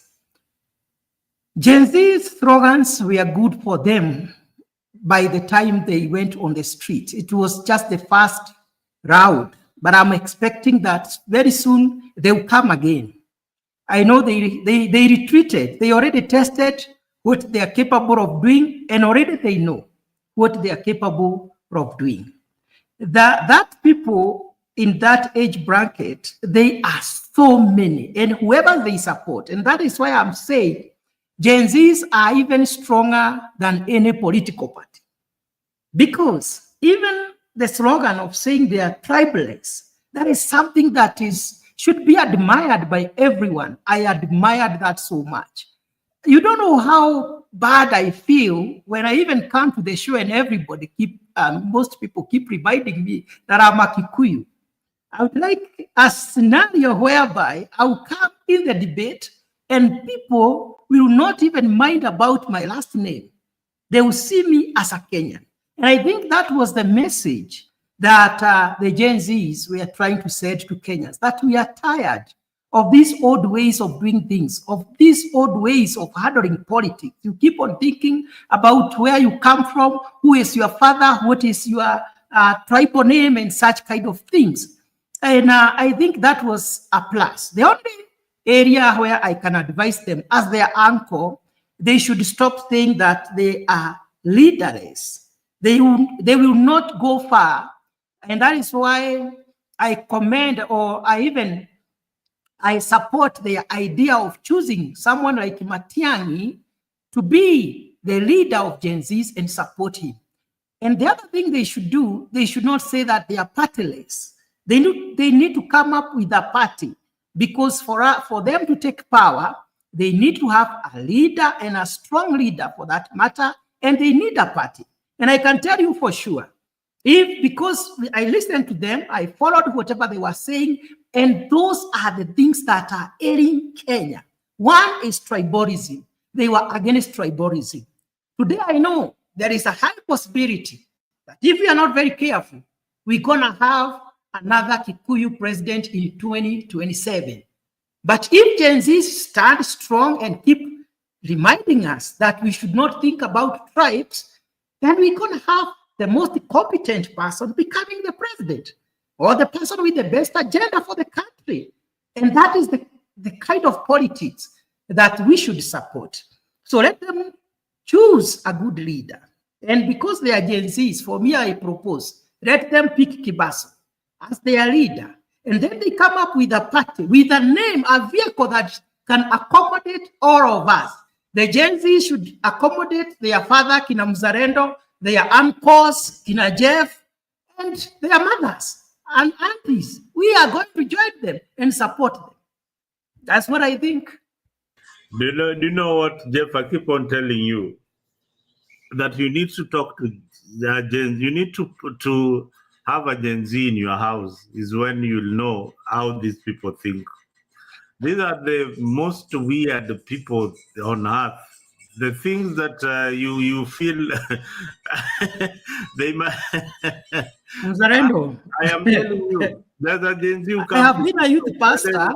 I don't know where he went to. There's a Gen Z who comes to this show, and I am telling you, when you talk to him, is when you realize that this either they know too much, yeah, and they look at you like somebody. Okay, you can give them the advice, wapatie advice, but will they take your advice very, very seriously? The answer is no. But they look at you like. But you see, they look at us. Listen how they look at us. They look at us as some people who have been in the system, didn't do anything about the system, and now what are you telling them about the system? That is how they look at you. You have been part of this tribalism all along. You have been manipulated, used by political powers and all that. And it is only us who came the other day and stopped this. All right? And we had a solution for it. You see, that is now where they beat you in the argument. Is that we have. They don't. But you see, Mzalendo, why we have to keep on advising this group is because we have something. Even the older generation has something that they don't have. They have something that maybe we don't have. They might be advanced in technology. They are able to navigate the systems and all that. But we have something they don't have. And no one have the monopoly of knowledge or ideas. That is why I said they need all categories of people.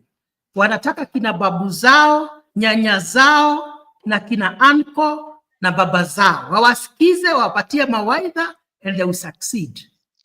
Jeff, Bonnie. Yes, Jimmy, you can have, yes. Can I just come in? I want to echo what something Jeff said. But before that, I wanted to talk about this issue that my brother Omondi and Mzalendo seems to be agreeing on, which is the issue of education, especially on the highest office of any country. There are leaders who are born to be leaders. They don't need education to be leaders. That we can agree, all of us. There's something, Mzalendo and Omondi, that you learn in school. It's something called manners and how you operate and how you do. You can be a very good president with very good integrity, but without education, if you didn't go to school, I can tell you, Mzalendo or Omondi, you will have a problem dealing with that kind of a person. Now, you too have family members. Not all our family members have gone to school. You can start judging it or looking at it from that level. That even these people that didn't go to school, there's something they didn't learn. Not all of us, you can go to school to be you can learn, they say something, you can go to school to be an engineer, for example, but end up being a doctor because of probably money, ABCD. What I'm trying to say is this, that the school may give you a different skill, but you end up being a politician that has nothing to do with what you went to school to. But what you gain from that school is how you relate to people. And that is the most important thing. That's why I was saying that presidency, the minimum has to be school. Presidency. Have not even come down to governors, because governors are also mini presidency. That, as a country, we must agree on. And these few people that you are saying that probably have never gone to school, but they are good leaders, they are very few. There are very few that will be interested to be president. We must have some minimums when it comes to the presidency. And that, for me, school is very important. Now, we can argue that when you become president, you have advisors who have gone to school, have PhDs.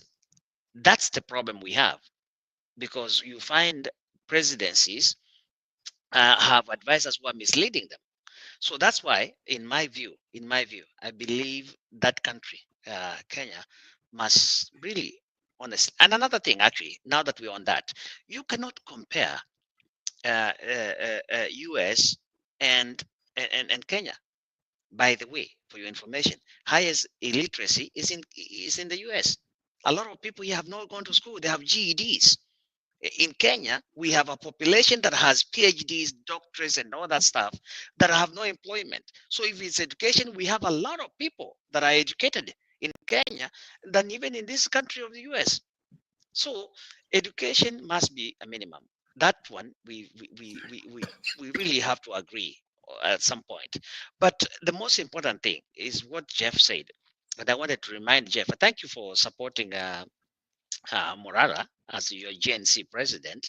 But also, I also want to tell you that, you know what you're saying is that Mzalendo hasn't told you that these GNCs or Morara himself is in the process of getting a party for GNC. So there is that, what you're asking, already in the pipeline, is actually on the final stages, Mzalendo. We may have a inject party registered as early as next week. So that's something that is already there. Tribeless. Yeah, before you proceed, sir, because maybe you are able to have an audience with Morara. Have you people consulted wide, and have you really thought about the party name? That's something I would like you people to consider more and more, and do more of brainstorm and involve more people to see if that name is something that people are able to buy. think about it deeply. Maybe we can discuss out of the show. That is fine, but you know, That's how I feel. You know, there is also, yeah, you are very right. I What mean, what's in a name? the name is Inject Party of Kenya. Um, that's the name, and the Inject, I think, it's inclusion, something like that. I have to. I don't have it, the whole thing, the actual name, but the Inject is not the Inject that you guys think. It actually involves. I don't know, Mzalendo, if you can Google that for me. It's inclusion, find part out. of. Let me see here. I'm sorry, somebody can go. I'm trying to get the name, but what I'm saying is that Inject is not. There is abbreviation of the actual name. It has to do with justice, inclusion, justice, something like that. But that's just the name. So it may. Yeah, it's just a name. Yes. If you talk to people who do marketing, they will tell you then the name has to be. So many factors has to be considered before you settle in a name. And now that maybe you haven't registered the party, that is why I was saying you still have a room of negotiating more and see if it can accommodate or it's something that, you know, for those who do marketing, they will tell you that you have to consider so many factors. Because you also need the name, that the moment it's mentioned like that, it's kind of stick in people's mind, something that's very easy to sell out there, something that even the age group that they are not, the other age groups, not just Gen Zs, even just by mentioning, people understand what it means. That's what, it's just a proposal, but I like everything. I like everything that Kebaso is doing so far. Yeah, but you see, the thing is, you know, there's a processes of registering the party, and I don't want to bring the show to talk about Yes. Inject Party. I just want to clarify that. You know, you submit the names of the party that you have already done. So we are past that stage. We have been given the provincial. The name has been reserved. The name has been reserved. What actually it's actually delaying is the constitution of the party, which will be submitted this week and will be approved sometime next week. That means that will now be a registered party, be able to trade or do any business under that name. So the name has already been, but again, what is orange? Yeah, you're right. When you saw about orange and banana, people were associating with orange. That's how orange came into existence. The bus party of my friend, I forgot his name, from Meru, the bus party. Yes. So yes, you are right. But I think these kids, they thought they're injecting Ruto. Something, I don't know what was the thing, but it was very popular, and I think it's still popular. It's just that probably it needs just to be sold, marketed very well. I think it's a good name. It's not a bad name, to be quite honest with you. If you get the actual, and I will give you at the end. I'll give someone else to talk, but I'll give you the actual name as we continue the show, and you'll see the meaning, what is behind the Inject. But Omondi, watch out, Chukia Gen Z. They actually have. The reason ngoja ni kuinject tu kidogo tu. You know these kids and Mzalendo told you something, and I hope you heard it. Hebu kuwa na hawa watoto, one of them kwa nyumba, usikie these people, they are hard to, these people hawasikii. Let me tell you this. In fact, if you go to this TikTok thing, when they see you are old, they don't want anything to do with you. They're like, well, mzee. In fact, you know what they have gotten to Omondi? They have to a point whereby they don't want to pray. Hawataki maombi. Wanasema they don't believe in God. Can you believe that? So these kids, yes, wametufanya tumeanza kuongea. That's all I wanted. You can inject me, Omondi. So Jimmy, trust me, there is no one who would want to see the Gen Zs in one way or another succeed in transforming Kenya. I would be the first in line to vote for them once they have a structure and they have a formal way of engaging in discussions and discourse and the processes of politics. So I'm very interested that you say there's already a party that is being formed. Let that happen. We will support that. Two, in my professional career, I am a youth employment and career development counselor. So I deal with this Gen Z. And the biggest problem, their biggest challenge is they are so too independent in their own thinking. They don't like to be told. They don't like to be corrected. And that sometimes works for them, sometimes doesn't work for them. So I know this Gen Z is vizuri sana. Yeah. I deal with them a lot. Now, in the matter of education, let us separate literacy and academics. Okay. My stand is, let's not measure leaders on academic qualifications, but rather let's look at their literacy levels. If you can converse in English, vizuri, you can debate, you can read a document and understand and analyze it in English. In Kenya, for us, it's English.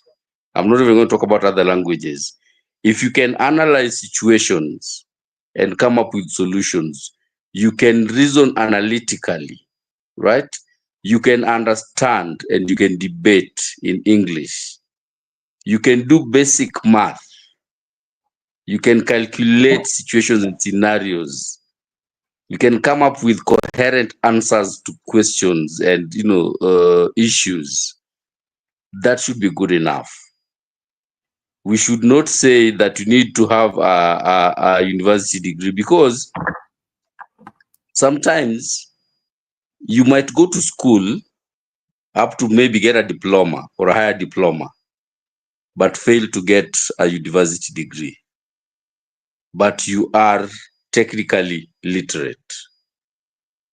Why would we stop you from being a president if you meet all the other thresholds that is required by law? For me, it should not be academic qualifications, but we do have the standards of literacy in Kenya. We know how to measure who is literate, who is semi-literate, and who is completely illiterate.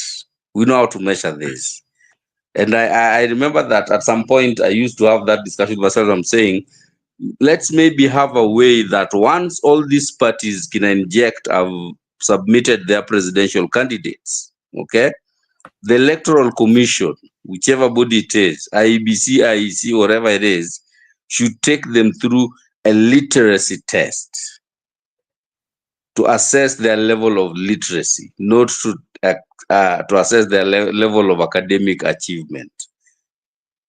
That way, I think that would be a good way to go about it. So, Mimi, I'm still insisting, forget degree, forget masters, forget PhD. Some of these academic giants are actually very poor leaders, because they analyze two things too much to a point where they get paralysis by analysis. Yeah. And this is practical in what you said, Jimmy, yourself earlier on. Matiang'i is not able to just present himself to the Gen Zs or just jump out of the bushes and start saying, "Oh, Mimi ni wa Gen Z, I'm the leader of the Gen Z." Why? Because he's educated. He's analyzing the situation. And in politics, because of the dynamic nature of politics, you don't have to do a lot of analysis. You should be, considering situations and analyzing and adjusting as you go. If you understood the Luo, like I know Mzalendo would understand, go out of there. You don't have time to stop and do it. Oh, okay, let me make sure that the situation is right so that I make the next step. No, you make the step with faith as you go. Yeah. And that is why Matiang'i has hesitated to where I didn't pick that 3 a.m. call from the Gen Z, because he had to sit back and say, okay, what is the situation here? But if it was some Mulu Mutisia somewhere, he would have jumped up, it would have taken the mantle, it would have run with it. And he would be like, why Mulu Mutesia? because he was technically illiterate at that point. He was technically illiterate. And I can tell you also another leader that Mzalendo knows in Homa Bay. He was called a Kechichien. Okay? This guy is the best mayor that the town of Homa Bay has ever had. But this guy didn't know jack shit. If you dropped a book in front of him and told him to read, he would have somebody read and translate to him and tell him what is written in that. Yeah? But he was one of the best mayors that the town of Homa Bay has ever had. Okay? So for me, let's do a measure on literacy as opposed to level of academic achievement. That is my point. Can I say something on that subject? Yeah, yes. I want to start by saying I understand the two gentlemen. I understand where Jimmy is coming from and Jeremiah. One, I agree with Jeremiah that there are people who have personal knowledge, which is inborn, and wisdom. And when you see how they do things, you might not even know whether they are illiterate or literate or educated or not, because of how they have gifts. But sometimes it's very hard. It is a risky thing to do, just to say, let us just let people be voted in, so long as they are able to convince people out there, where we are likely to end up having someone who is totally illiterate in the office. That is why I want to say today that education matters. What does education do to a person? It broadens your mind. You are able to see things in the right perspective. It helps you not to have a lot of misunderstanding. It gives you something very important: patience and emotional intelligence.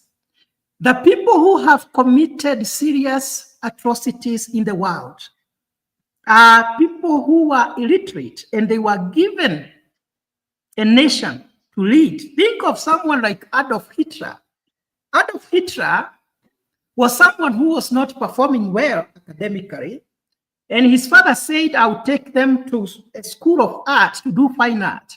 At least if he cannot be in a position to comprehend education, he can draw something."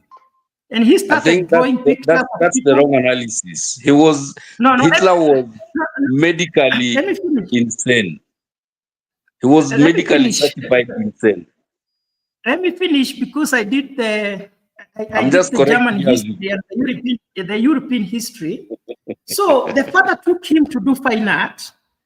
After doing fine art, he was able to draw some pictures, of which he was not even drawing very well. And because he was a very strong guy, physically, not mentally, strength today, we want people who are strong mentally, brain-wise, not physically. So he decided to do things physically. He would draw pictures, maybe picture of Jimmy or Jeremiah, and because he was a giant, he would force you to buy it by force. And people used to buy. And there was a slogan in German that when you see Hitler, buy his picture. Why? Because failure to which he was going to beat you up. So everybody in Germany, after seeing Hitler selling those pictures on the streets, they were buying it. Hitler used that money to form a party, the Red Shirted Men. He formed a group which was like Mongeki, and he called it the Red Shirted Men. And he used the money for that he got from selling the pictures to form this group. And even the government was afraid of Hitler. He became so popular. And the Weimar Republic finally made a coalition with him, and finally the people of Germany voted Hitler as their president. Hitler finally killed over 2 million people. If he was literate, he would have had a second thought. Let us go to Uganda. We had Idi Amin Dada, somebody who did so many evil against his own people, against his own country. What was his level of education. He was illiterate. So I can give so many examples. Now, I want to say this. It is not a must that someone should be educated to be a good leader. Jeff, I want to stop you. Jeff, I want to stop you. No, let You me are finish. trying to You're going to have all the justify. time. No. You're You gonna can't let me finish. justify. You can't Let me try to finish. justify Let me education finish. or literacy and Let me giving finish. examples of psychopaths, mentally No, let me finish. certified Let me psychopaths. finish. I will not allow you to do Those that. people Jeff, I will you not are allow you calling to do that. psycho, were they also educated? They were not educated. I am right. But wait, No, let me finish. Sir. they were Let me finish, mentally sir. certified, mentally, they were mentally disturbed people. They were psychopaths. Okay. You can't use them Now to let try me to finish. justify education. But Omondi, what they have in common with what Jeff is saying, education. Yes, they were Both of them were psychopaths, not but they were educated. psychopaths who were not educated. They were technically mentally certified Technically, insane. now you are becoming a Trump. Really? Medically insane. They were both medically insane. Let me finish. So see education peke yake. See education peke yake. Finish. They have a very dangerous a very serious danger of having people who are not educated in a higher level of leadership is because of something we call inferiority complex. And many people don't know this. If you have ever worked with someone who is senior to you and he's not educated, he always tries to prove himself that I am better than Omodi, even though Omodi is educated than me. That's why they keep telling you, you haven't done ABCD, na huwa munasema mumesoma. They even appear tougher to prove that they are better than you. Inferiority complex is a very serious problem, even in a country. Having a president like Moi, who was semi-literate, and having a deputy who was Professor George Saitoti, he had to humiliate him to prove that he is the boss. Those are some of the challenges that you are likely to face when you have such leaders. They end up oppressing people to prove a point. At the end of the day, today, for instance, in a country like Kenya, Kenya has so many people. Today, almost everyone, so many people have. The first degree is nothing in Kenya. People have bachelor's degrees in millions. Many people have the master's degree. We have so many doctors. So we should keep on encouraging people. And education, if we want to encourage our children, we should have those criteria, even in the political arena. Because we risk having a president, when he becomes offended, he can embarrass the whole nation by even throwing stones to people. Like what Jimmy was saying. We can even have someone embarrassing us in the international arena. We need at least a level, at least the first degree. A bachelor's is okay. But when we say we just like what was happening in the 1980s, I think we will not be progressing. We will be going backward.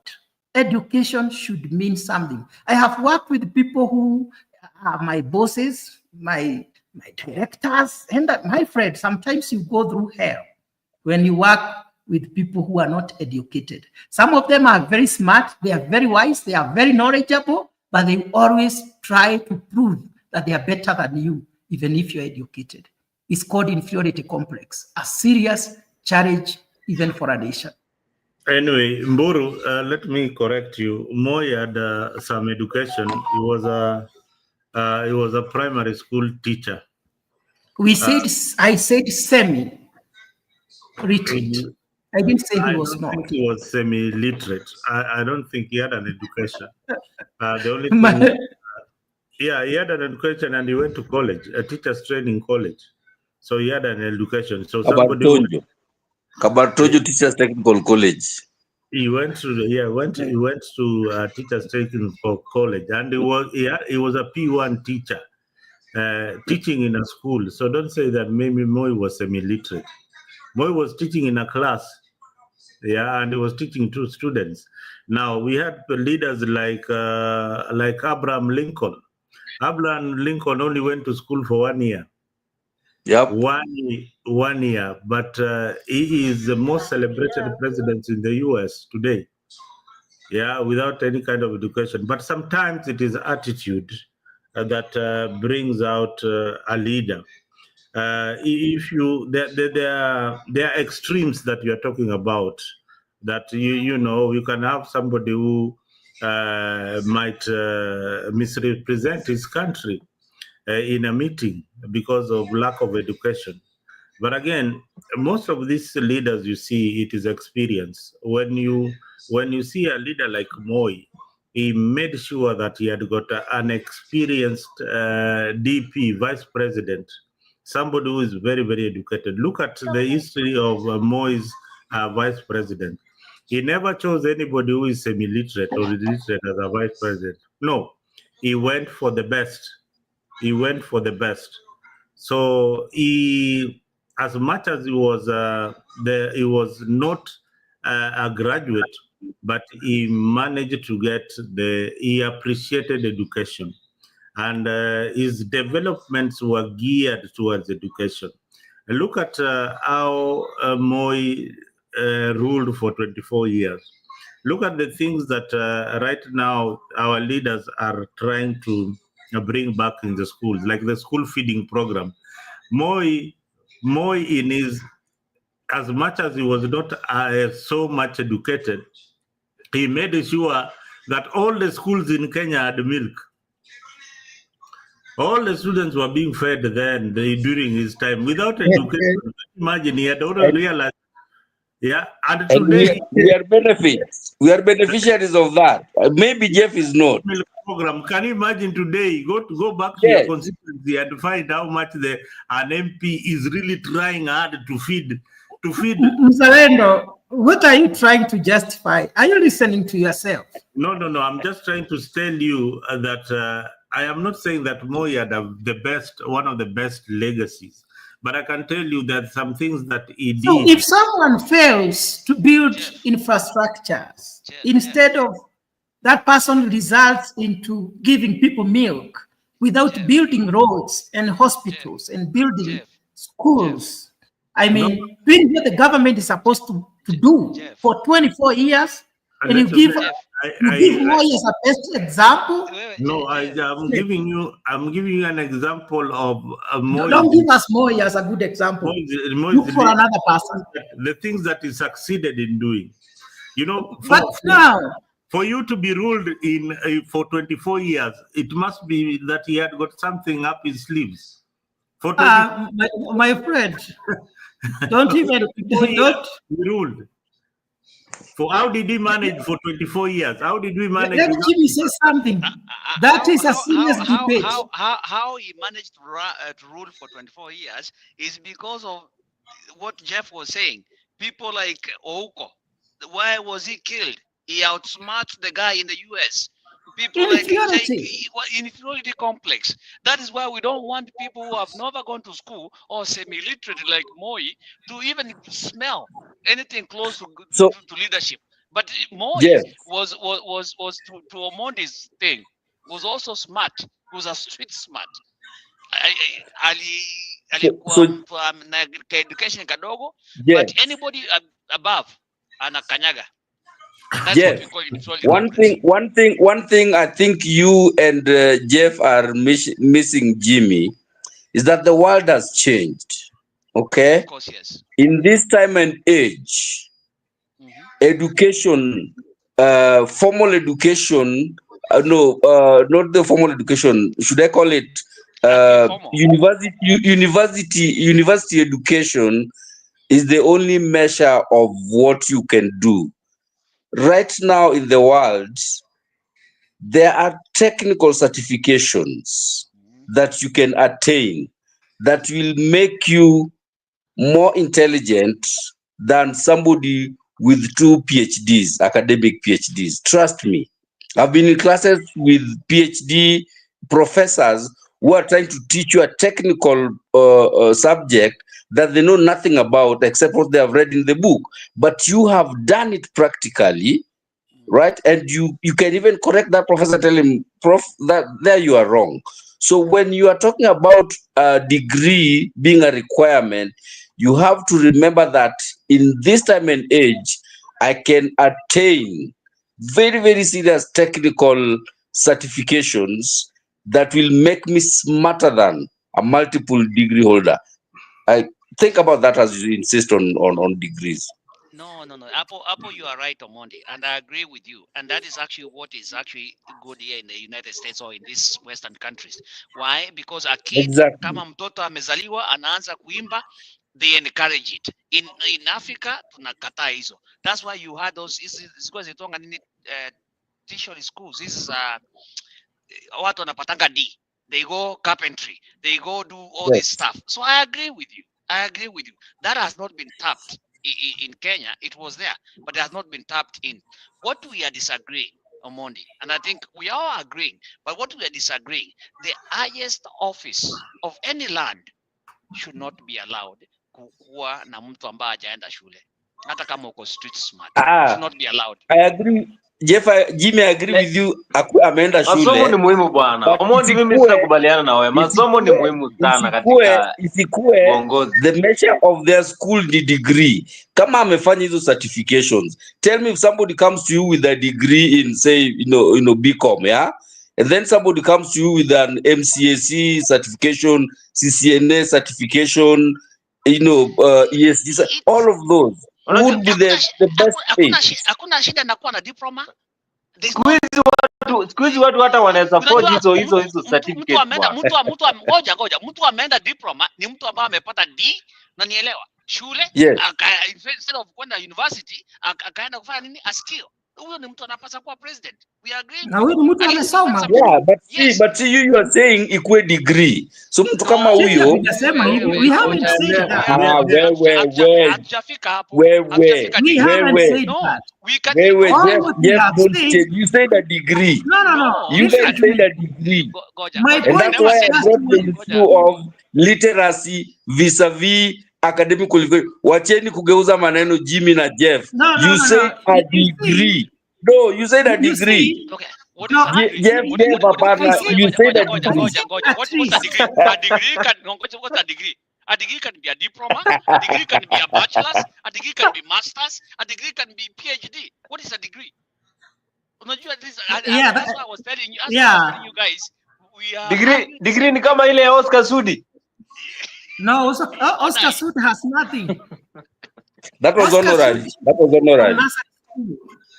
He was by the way, somebody did a mistake and embarrassed Oscar Sudi by giving him an English word swearing document, and he was supposed to read it. You can imagine. And also, that is Omondi. What I had said, I had just said at least. That does not mean that these other certifications and certificates are not important. My point was just one. Education is very, very important. And if you have an ambition of becoming a president, you start preparing earlier. To acquire that diploma, to acquire that degree, takes maybe 3 or 4 years. It is doable. So that we don't end up, like now you heard what Oscar Sudi said, that if he thought he was the one who was going to be named the minister or cabinet secretary of interior, that within 3 days, those people who are criticizing the government, they were going to see fire. They were going to be silent. What do you think such a person can do? He can even end up killing people. He can do exactly what he was saying because that is the level of his brain. He thinks these people who are not acting, they are weak because for him, he thinks you have to do things physically. You have to fight physically. You have to use force. Someone like Professor Kindiki, if he becomes the president, I'm telling you, he can work very well because he's not seeing it in the perspective of fighting and having people going physical. He's thinking on how can we work smart? How can we do things differently? We don't have to No, keep you on cannot control Kenya. Kindiki cannot control Kenya. Jeff, I'm that not is a saying lie. it's just an example, my friend. Understand what Yes, I'm but you should saying? use a very good example like Kalonzo Musyoka, Patrick Musimba, the likes of Caleb Mule. Don't use that guy. Who's Caleb Mule? You are Saa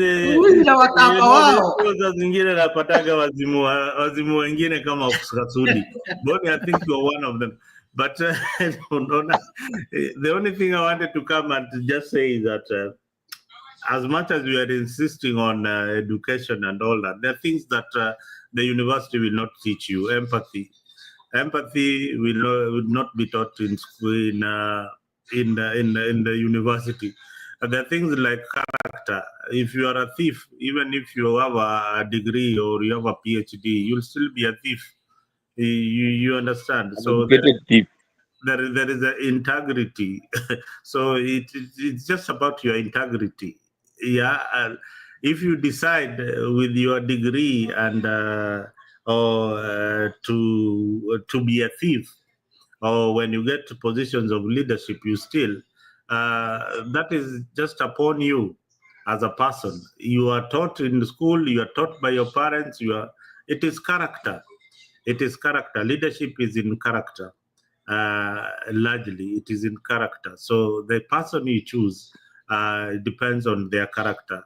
Sometimes they can be violent, just the same way you are talking about Sudi without an education. This is what he'll do. That is his character. That is his character. You'd find that another person with the same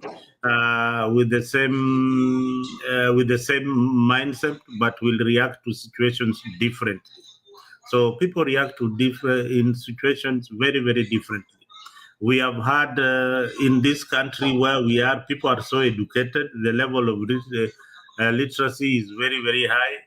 But look at the crop of leaders. Today I wrote an article on my page about my constituency where I come from, Homa Bay County, and the Luo community. This is a community that has the most intelligent people. Most educated, not intelligent, most educated people. But look at the development in that region. Look at the economic development in that region. Look at the empowerment of the youths in that region. Look at the infrastructure in schools and all that in that region. Then you'll find that as much as they have that education, then they lack to prioritize on the things that are important for the community. So we lack that kind of leadership in that region. But when you go to a place like Central, not everybody is as educated as people in Siaya or somewhere in Homa Bay. But look at their priorities. You, Mburu, said it here on this channel that in Central, leaders compete in development. Who is going to build a better school or better roads than the neighboring constituency? That is not in other areas. So you find that people differ. People differ depending on the region you are and how you are brought up. So sometimes you will learn it from school, adapt to what you've been taught by the teachers, but character is the most important thing when it comes to leadership.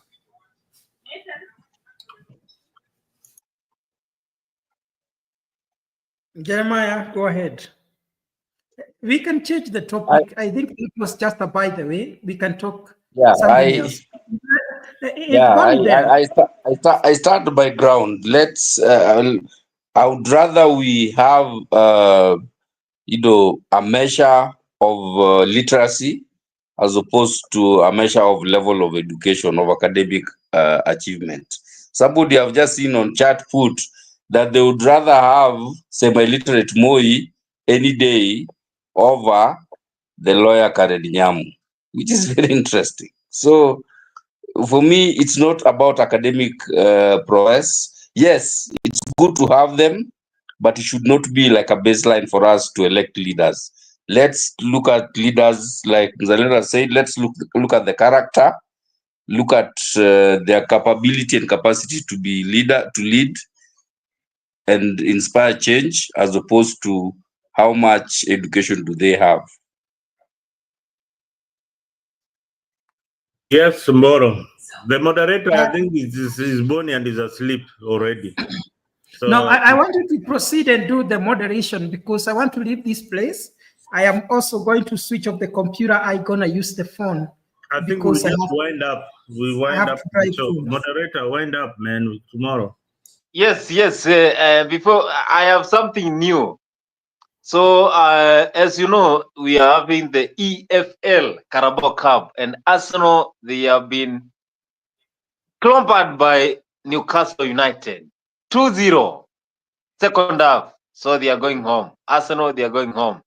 So if you support Arsenal here, you're very sure that you are going to miss the next Carabao Cup because you're going to lose at home, Emirates Stadium.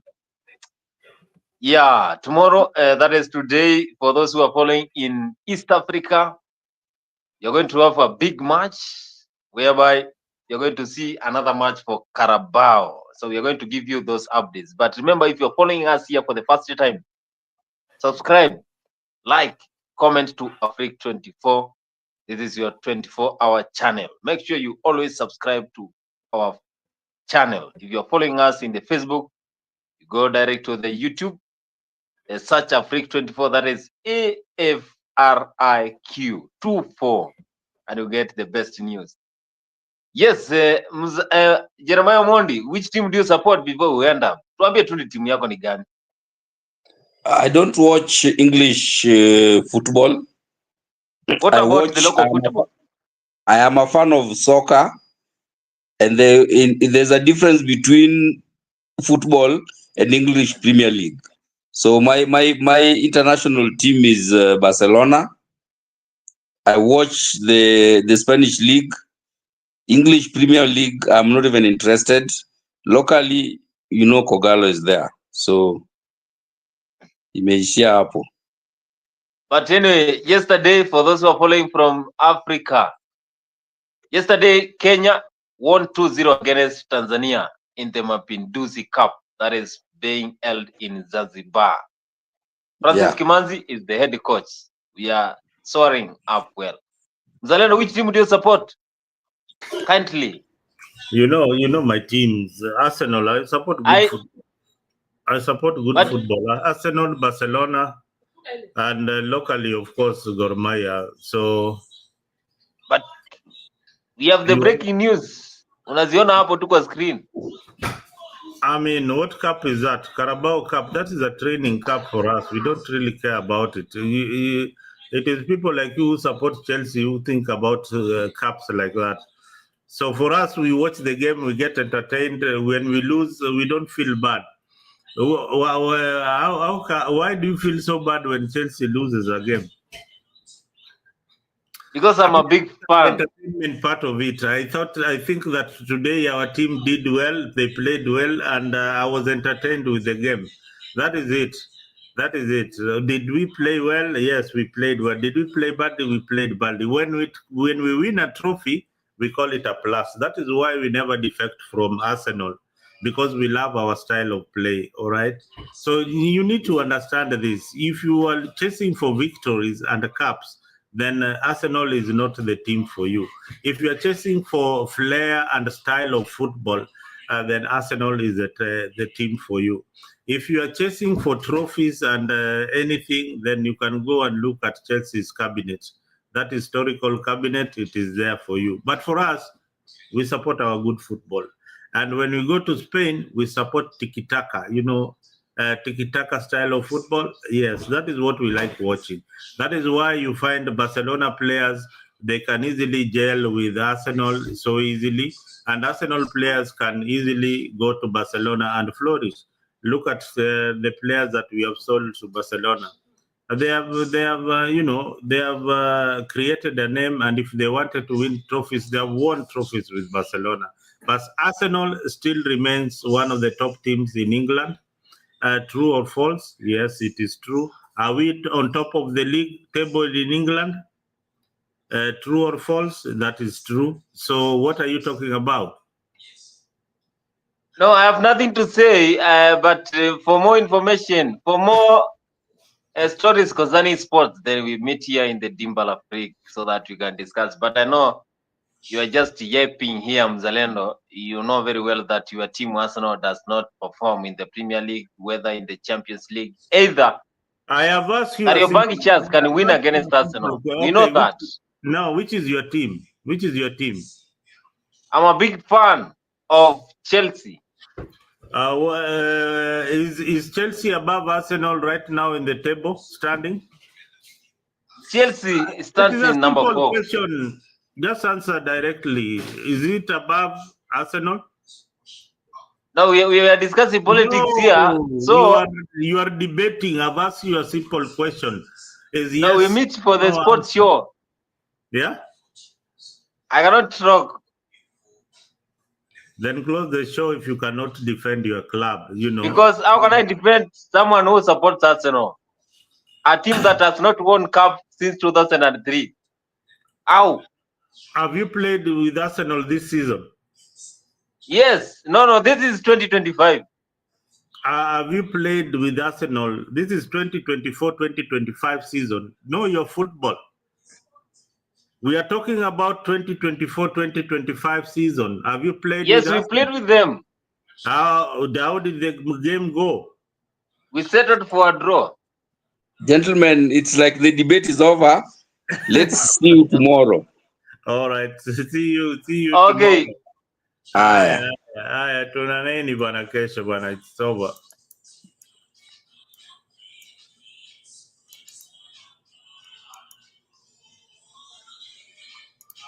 Yes. Where?